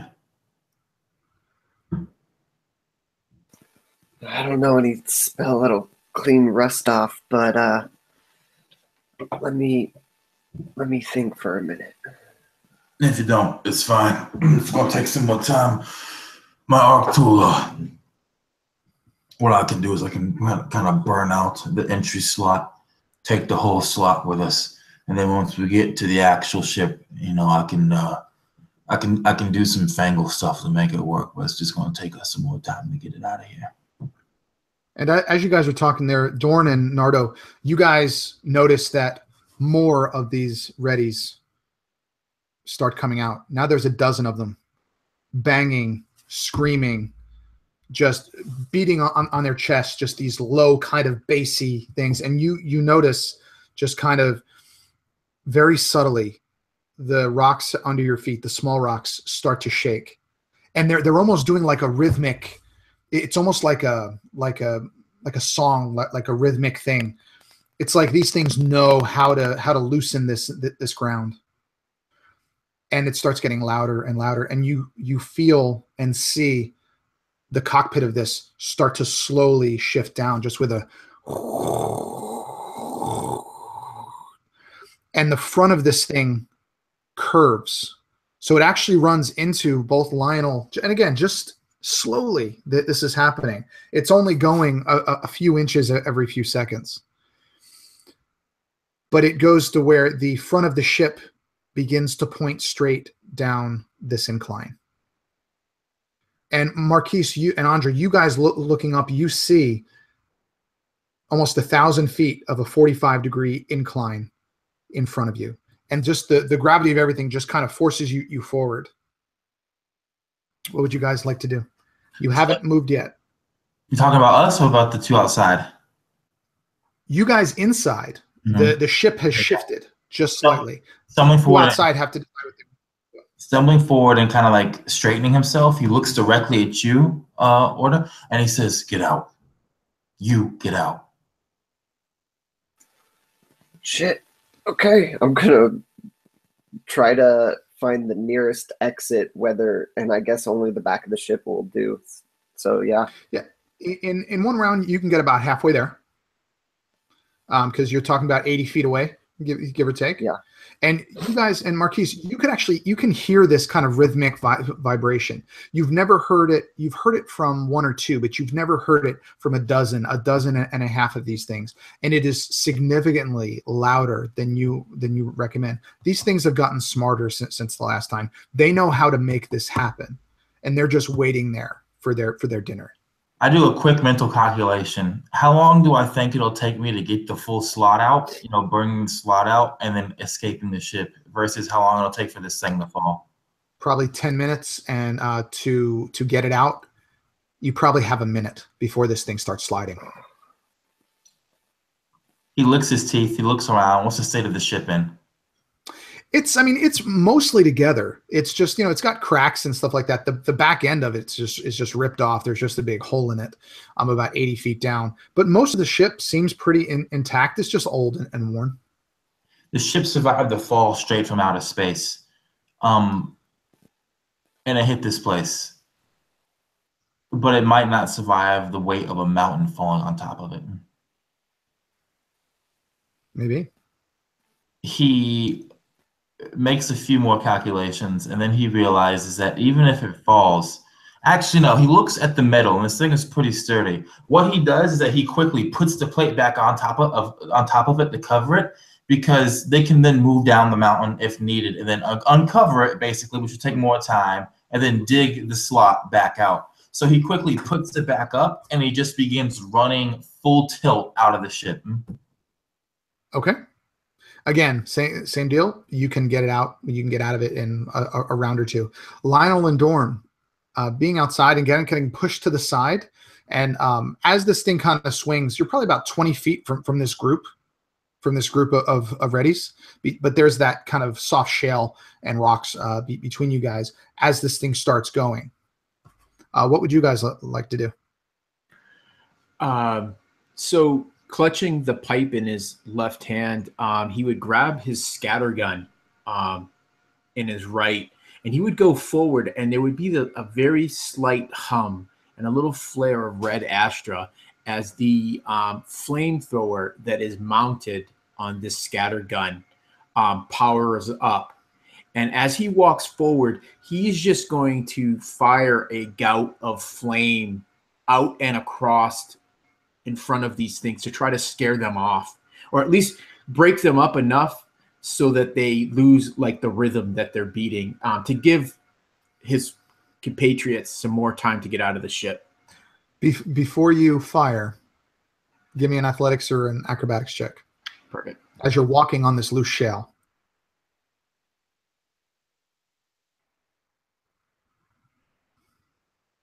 Okay, this is not going to be good. I got an 8. Okay, so you lose your footing. So as you kind of fall and you pull this trigger, where does this fire go, Lionel? Well, what was the DC? Because how badly I failed will be how badly this fire goes. The DC on that would have been a 13. Okay, so bad, but not really bad. So so you wanted to shoot it up above them, but actually what it does, it skims right across this icy shale surface, right at their feet and into them. And Nardo was actually like falling onto his hip. The pipe as kind of rolled away from him as he just tried to catch his balance, but failed miserably at it. But unfortunately pulled the trigger. Not good trigger control, Nardo. Dorn, seeing that happen, what would you do? So Dorn is a survivalist at heart. He does not want to get crushed to death by a mountain, and he has seen that the trick or the attempt by Nardo hasn't worked. And so he kicks into survival mode. He's already high on adrenaline. He scrunches up his muscles and tenses, and again, that armor will come across him. So that will be the armor, but then he'll use a bonus action to void slip to where the monkeys are, because they're not going to call in a landslide on themselves. So he's just going to appear over where they are. I have to roll twice on the astro table because I'm over my limit. Okay, go for it. So I got to roll 2d6s, I guess. So you appear in the middle of these dozen or so little red apes. Yeah. Okay. Well, I'll take my chances with the apes as opposed to with the weight of entire mountain, I think. Okay. So I can do. So I got a 1 and a 6 on my astro effect tables. So 1 is nothing happens, and the other one is I take 1d8 force damage. Okay. So I'm assuming you're going to take nothing. So what's your AC now, Lloyd? It's 17. Okay. Yeah. Second. I think they're all just so surprised that they're kind of scared as this arc of fire came over by them, and then you just appear kind of in a puff. Right. They're all just kind of frightened, and they stand back. A few of them just try to kind of walk away and hit you, but they do not connect. As this happens, though, it begins to start going down the hill, just kind of and it's beginning to pick up steam. It's probably gone down about 20 feet now. Andra and Adorn, you guys can get out this round. You can get out of this ship. What would you like to do? Nardo, you are on the ground right by the opening, but it's slowing down. Dorn, you are over by these apes that are frightened right now. Marquise, what do you want to do? The moment he gets out, he's going to, it's kind of like a leap onto like the shifting shell and everything. And as he lands, he looks up. And so how avalanches work, right? There's like a fault line, and everything below that line starts falling. So he's looking towards like the ridge of the mountain itself, and he points directly there to where you can see the crack beginning to form. And he's basically silently indicating that we need to get above that crack or we're going down with the mountainside. Okay. And this is like the shell is starting to move down. So This is a tricky thing. All right, Andra, what about you? Yeah, I want to try to run and leap out of the back. Okay. And you can get out, absolutely. Oh, okay. Perfect. Did you want to do anything after you made your movement? I want to, seeing that my friend Dorn has, appeared over by them, I don't really want to shoot at them because I don't want to hit him. So I will just try to find stable ground. You really can't get to it in your current condition. You got out of the ship. That pretty much took all of your movement. So you really couldn't find a stable area. You're just slowly going down with the ship at this point. Let's go with Dorn. You're smack in the middle of these guys. What do you want to do? How far is it from where Nardo and the rest of them are to where I am? 20 feet. 20. Okay. Dang. No. Okay. So then I'm just going to have to try and scare these apes away. Because I'm thinking like they've started it, but I think this must be a safe place because they're standing here.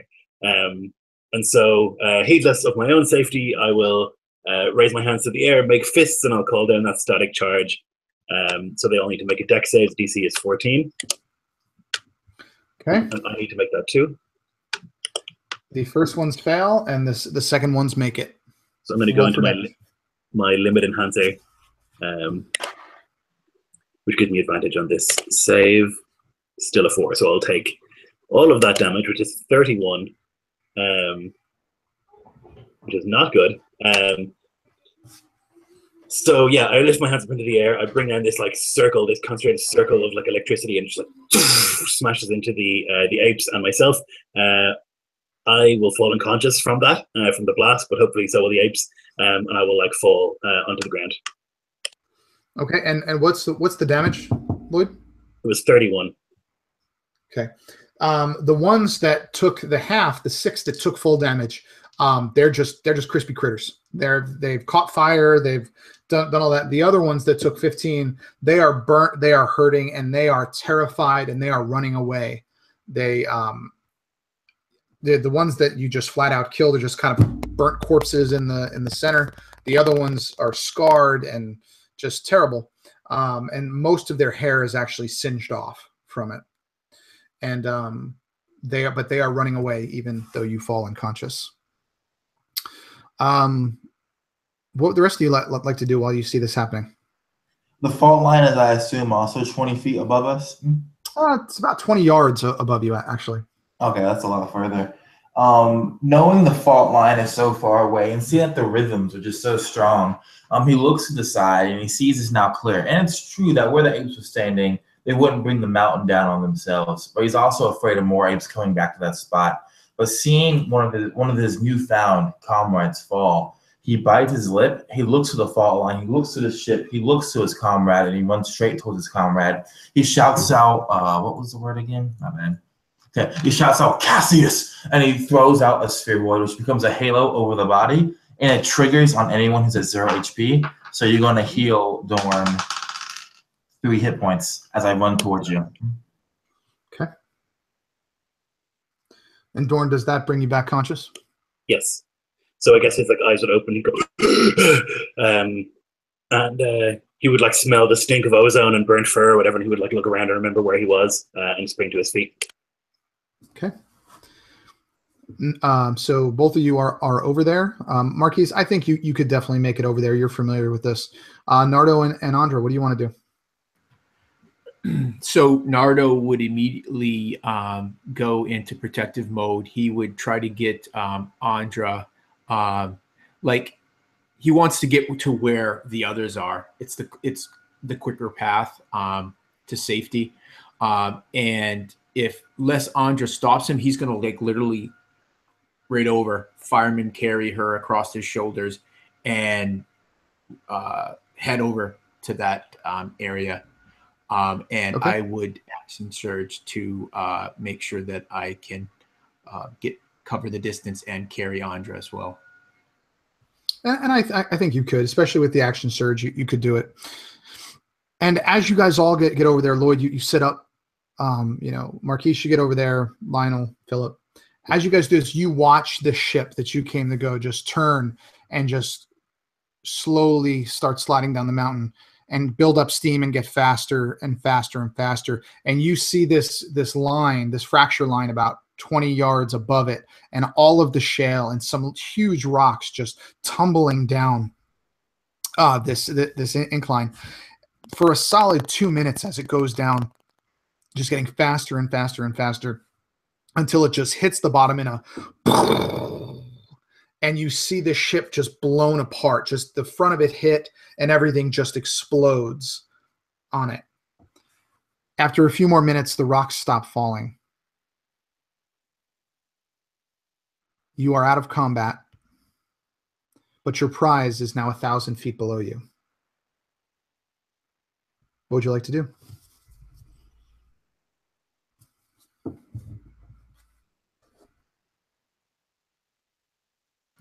So as Nardo sets Andra down and there's still the rumblings behind him, he looks down at Dorn, who the doctor has just kind of brought back from the precipice.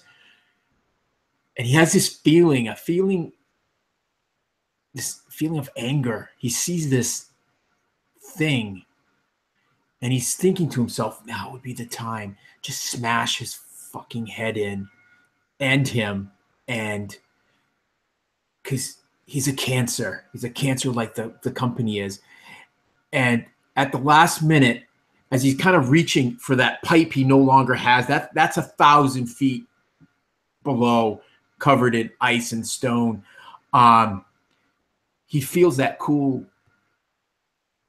metal on his chest, and it reminds him of his daughter. It reminds him of what he's done.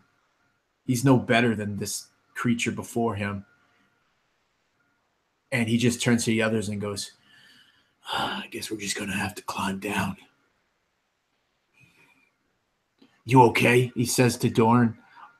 But it's like it's like nothing behind the question. There's no concern there. I eliminated the targets. You got us somewhere to stand. I'll be okay.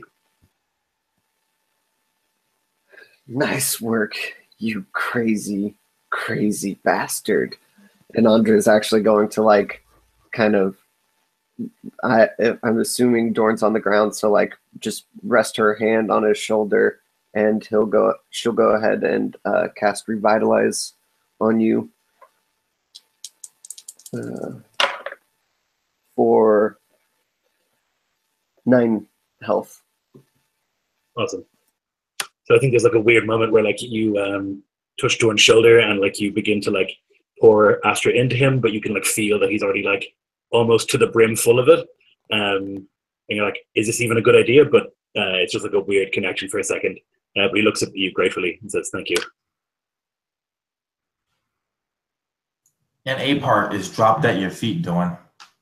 You see the doctor has the knife in his hand, and his hands are bloody and covered in other fluids too that resulted from the impromptu cooking of these monsters through your Astra powers. And as he throws it at your feet, he puts the dagger away and he looks down the mountain. And he doesn't sigh. He doesn't look like sad or anything, because after tasting the bitterness of defeat for 10 years, it's the only flavor he knows anymore, right? So he just looks down grimly. And he looks to see that the other buddies have disappeared. They ran away out of fear. And he stands up and he begins to move down the mountain. Yeah, Dorn would be kneeling and he would like pick up that ape heart and take a chunk. And he would feel like the nourishment. He'd take a deep breath in and then follow. And with that ape heart, you would be healed for 4 hit points as well. Awesome. And it would take you a little while to eat this. That heart's fairly sizable. It'd be like a full meal. Okay. And I'm going to assume that all of you follow the doctor down. And surprisingly, most of the loose stuff has come down already. You can make it down. You get to the ship, and Marquise, putting the top back on that thing saved it because everything around it is destroyed.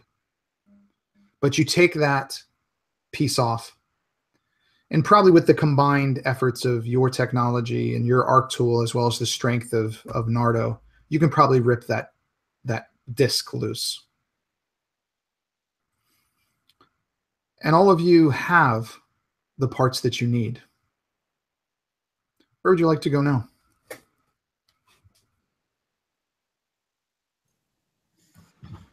Satchel, please. Yeah, so he would pull the satchel. He totally forgotten he even had the satchel on his back. He takes it off when the doctor asks and hands it to him. I guess we would head for the out of character. We'll head for the ship. Yeah, most definitely, 100%. Okay. Maybe take a little rest for anybody that needs it, though. How far away is the ship? It's because it was in the 2 things we need for the ship were in different directions. So it would be in the nighttime. It'd be like 6 hours to get to the ship from here. Okay. So what you guys want to travel at night? What do you want to do? How do you want to run it?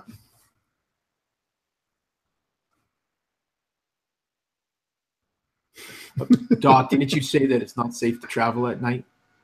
Yeah. Right.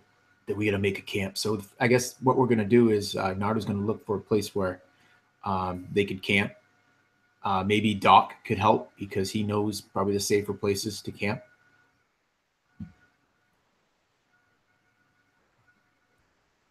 Marquise, I think he was asking you. Yeah. Oh, yeah. Most definitely. He would. He would tell you that at the base of the mountain it's pretty dangerous, or it's dangerous here. Reddies, they like to go for sleeping targets because they think it's better. But if we go about 30 minutes down that way, we can. There's a river. River. It's dangerous too. Things come to drink from it, but it's more defensible there. Less reddies. Okay. And I think you guys can do that. Lloyd, would you have anything to say about this, or would you just follow? No, I think Doran is like kind of a little bit spooked by his near-death experience, and he's doubly spooked by not being dead. Like that somebody took the effort to like bring him back. He's seen lots of grimmer people die on the battlefield, so I think he's just kind of like quiet and contemplating, and will follow. Okay. And you guys do so. You take that 30 minutes and you find the river. Marquise, I imagine that you would find a suitable site. And the evening goes without incident. I'm sure you all sleep in shifts, especially you, Marquise. I'm sure you don't sleep very, very much. He'll use a lot of the downtime to also make his sentries. Okay. And with them keeping you safe, you get your 3 or 4 hours. And next morning, you all rise early, heading towards that ship. And Marquise, where does this ship sit? What is it sitting on? Is it overgrown? Is it on a platform? Is it just in the jungle? So what was constructed is it was a platform. It was once upon a time a platform. Over time, the platform is kind of lifted, so that way the front of the ship is pointing skywards, and the back is kind of like half buried in like foliage and everything. But it is on a platform. It's surrounded by forest. The actual platform itself is pretty underground, but the ship itself has been kind of protected, right? Because it's like it's above the ground, and only the back half is like touching it. So okay. And you guys see that as you walk up. You see kind of a stairway or kind of a back and forth ladder to get up to what you know to be the door, the main door by the cockpit. This vessel is again stamped with AIC all over it. You get up to the top, and the only thing you see is a slot near this door. There's no other ways. There's no way to open it that you can see, but it looks like one of the key cards from AIC would be needed to open it. You hear the doctor sigh. He takes off his AIC badge and he looks at it. He looks at his face, how he used to look 10 years ago, clean-shaven, younger man, a happy man, a smiling man, a man in love, a man with dreams and a family and a future and a past. And he thinks about how AIC has taken that all away from him, how Racine took that all away from him, how the Reddies took that all away from him, and how the jungle has used his life as fodder to grow denser and more destructive. And would you put it in? He looks to the rest of you, and he looks back to the badge. I was gonna say, and you can say no to this, Marquise, because I really love that like little montage there. But as Doc is having this montage and he's looking at this badge, that's when Nardo reaches into the tactical vest, pulls out C. Racine's badge, and slams it into the slot. And the doctor would see that, and he would be silent as he watches the door open. And then he would look back at his badge, and he would throw it back into the jungle. And you would hear a voice when that opens. This kind of like robotic voice that says, "Welcome, Carmela Racine." And hearing that name, Marquise, how would you respond? Utter, complete, grizzled silence, irony in the back of his head, anger boiling up in him, threatening to explode, and the memories of everything he's been through just swirling around as he then walks silently into the ship. And the four of you make it in there. There's plenty of space for you. There's just a quick look around. There are spacesuits like exosuits. There are rations. There's what you would probably consider to be water, but it's stuff that doesn't go bad. It doesn't spoil. There is many kind of useful items in here that you would have killed for over the last 10 years, Marquise. And it was this woman's badge that you hate with everything in your being that gave you access to it. I would assume that all of you would strap in. And who would be the one to pilot this vessel? And would that be you, Nardo? I think so. It'd be one of those awkward moments where I've sat in the co-pilot seat a few times. I've done a few of the simulators, but there's no time like the present. They make all of us take some sort of basic flying classes at the academy too. Perhaps I can lend a hand. Right. Yeah. And Dorn, or I'm sorry, go ahead, Nardo. No, that's okay. I was just gonna say Nardo was more of a like a navigator when he has served in that capacity, but he could fly a ship. And Dorn or Adorn. What about you guys? So, yeah, I mean, Dorn can navigate as well, if that's necessary, but that he's more of a field work guy, I guess. So he'd be happy to just sit down and relax for once. Astrogation is a talent that was useless in the jungle, so it was traded for the ability to actually survive. So he hasn't piloted anything in a very long time, doesn't know how to, but he does know how these ships work. And so he would basically get at work at inserting the chip, making sure the chip works, and then making sure the astro fluid is pressurized and used as a coolant it's meant to be. Okay. Give me a technology check, Marquise. 3 and then 16. Okay. Then you would be successful in that. You would kind of flip all the switches, typical, pressure check, brakes check, all that stuff. And the four of you would kind of get strapped in. And when you sit in these chairs, you're going to be sitting with your back, to the floor, because you're going to be taking off vertically. And is there anything that any of you would do or say before you hit, for lack of a better phrase, blast off? Was there anything that you would say to each other or do? Are there windows in this spacecraft, or is Yes. it okay? You would see straight up. Right. So Nardo wouldn't look like out that window, but he'd kind of look at the vague direction on where he believes Rando is.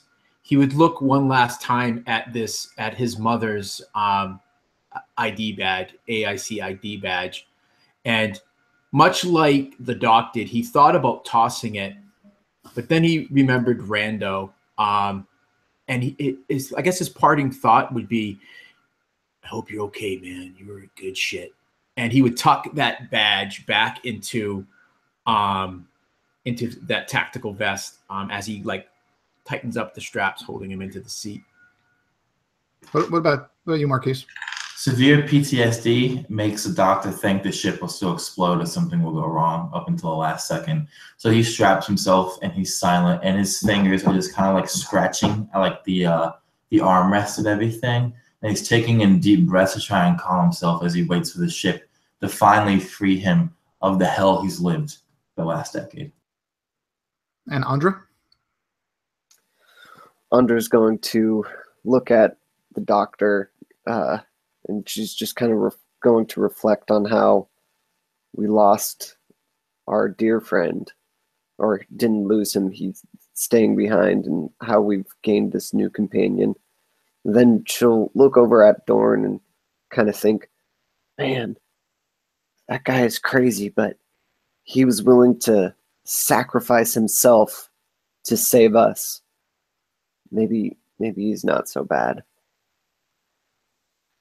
And just kind of put her head forward and brace.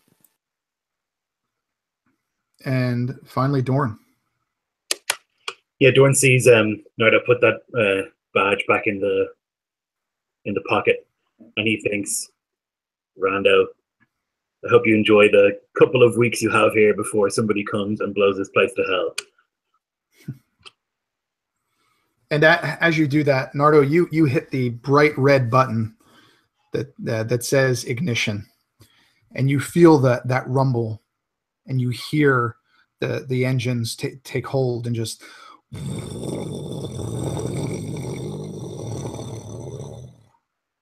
As you are lifted off the ground and feeling like 5 or 6 Gs as you're going through the atmosphere, the chip that you have put in there, you can navigate that dead space and make it through. And as you make it into the upper stratosphere, out of the atmosphere that is this moon, through this dead space, you find yourselves in the void that is the Bastion system. And just a moment after you clear the atmosphere, Lloyd, you hear your captain's voice in your whisper link. And that's where we end.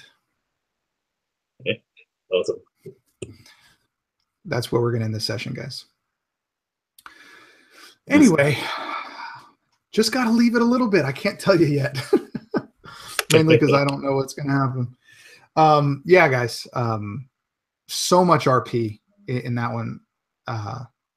Marquise, great job, man. Killer job as always. I'm really liking the dynamic, Lloyd, that you're adding. But yeah, just like I do in every session, guys. What'd you think? Goods, bads. You know, what worked, what didn't? Did you like how Marquise was included? All that. You know what? You guys know what I always ask. Yeah, so I liked it a lot. I think that there was it was cool to have like Marquise's character be this like crazy person, but who also is like so necessary to our survival. I really enjoyed the threat on the mountain not being the apes, but like the chance of a landslide. It's like way more frightening because you can kill ape, but you can't kill a mountain. I really enjoyed it. Awesome. I love the tension. Sorry. I love the tension, and it's not just the tension of something that's going to attack us. I just love the tension in general, just because when you think of everything we're trying to accomplish or do, but it's just survival. So, yeah, I just really dug it. It was really good, and I like that. That's been our theme, dude. Yeah, but it's almost like you couldn't think that you could get more tension between a group of party goers. But it seems like it just does. And then when Marquise was added, it's just like, I know from like my point of view, it's like from Nardo's point of view, it's like, well, what is this, guys? And then he sees him kind of cozy with Dorn. So it's like, well, what's happening here? Kind of a thing. So yeah, I dig it. Oh, Philip. Yeah, I definitely liked all of the encounters. The bog was really cool. The Marquise den, that was awesome. Just the first encounter. I'd say there is a lot of deck saves. So I don't know, it'd be cool to throw in some wisdom or intelligence, you know. No reason. Absolutely. But I think on a jungle moon, when you're doing a lot of physical stuff, you're going to do strength and dexterity. Just wait. I promise you, now that you requested intelligence and wisdom saves, you will regret that request. I'm just saying. Oh man, great. All right, and finally, Marquise, he came in and killed it today. So what guys don't know is that Drake gave me like a list of like a bunch of terrains. It's like, just pick 2 of these and tell me what happens. And then I was like, so do you want me to actually tell you what I come up with? He's like, nah, I hate planning. Just bring it up in the session. So I was like, it had like frigid stuff on it and like arid stuff on it. But I saw like a dead bog and mountain. I was like, I can play with these. This is pretty cool. So I love the fact that I was able to have like so much like improv control on like what the encounters were and everything. And I loved watching you play off of it and actually turning into actual encounters. That was super fun. I love the drama. I didn't know what to expect coming into the game because I haven't had a lot of time to watch like all the back episodes. But I was super happy that there's already a dynamic, and then instead of ruining the dynamic, I added more complexity to the dynamic. And like I see it as like a spectrum. Like we have like Opal, who the doctor likes the least. We have Nardo, who he likes a lot because like the bro hug and everything. And then we have Dorn, where the two are just on the same wavelength for almost everything, right? Because they're both fucked in the head. So I like that spectrum. I like being in that position and everything. And I think I'm really looking forward to see what happens next with the character. Me too. In the story. Yeah, no, like I said, it was great. And yeah, I did that to Philip in session 2. I gave him a list of like 8 places in the station, and I was like, take them through because you guys are so creative. you know, I don't need to do that because it's fun for me to play off of what you guys come up with. Lloyd had this how siphons are created idea last session. We ran with that. You know, I love, that's what makes it fun for me. But yeah, I mean, Marquise, the passion that you brought to that guy, I mean, it was palpable. You could feel it. I am so lucky to be able to run games with players like you guys. This has nothing to do with me. It's 100% the rest of you. I just kind of, yeah, just go. And you guys, and I can sit back for 20 minutes. It's fabulous. So again, guys, thank you so much. We'll talk about when the next session is. I like to do every 2 or 3 weeks on a Sunday morning. I know for Lloyd, it's still probably light outside, so that's rocking for him.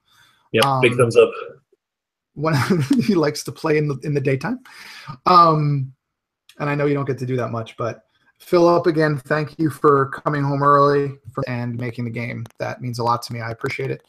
And I'm going to stop the broadcast now, guys. But if you haven't seen the other three, Marquise, you should probably catch up on it because all these guys, including the people that we've kind of cycled through, did a great job in the first few things. So I'm going to stop the broadcast now, but hang out 1 second, guys. Y'all have a great day.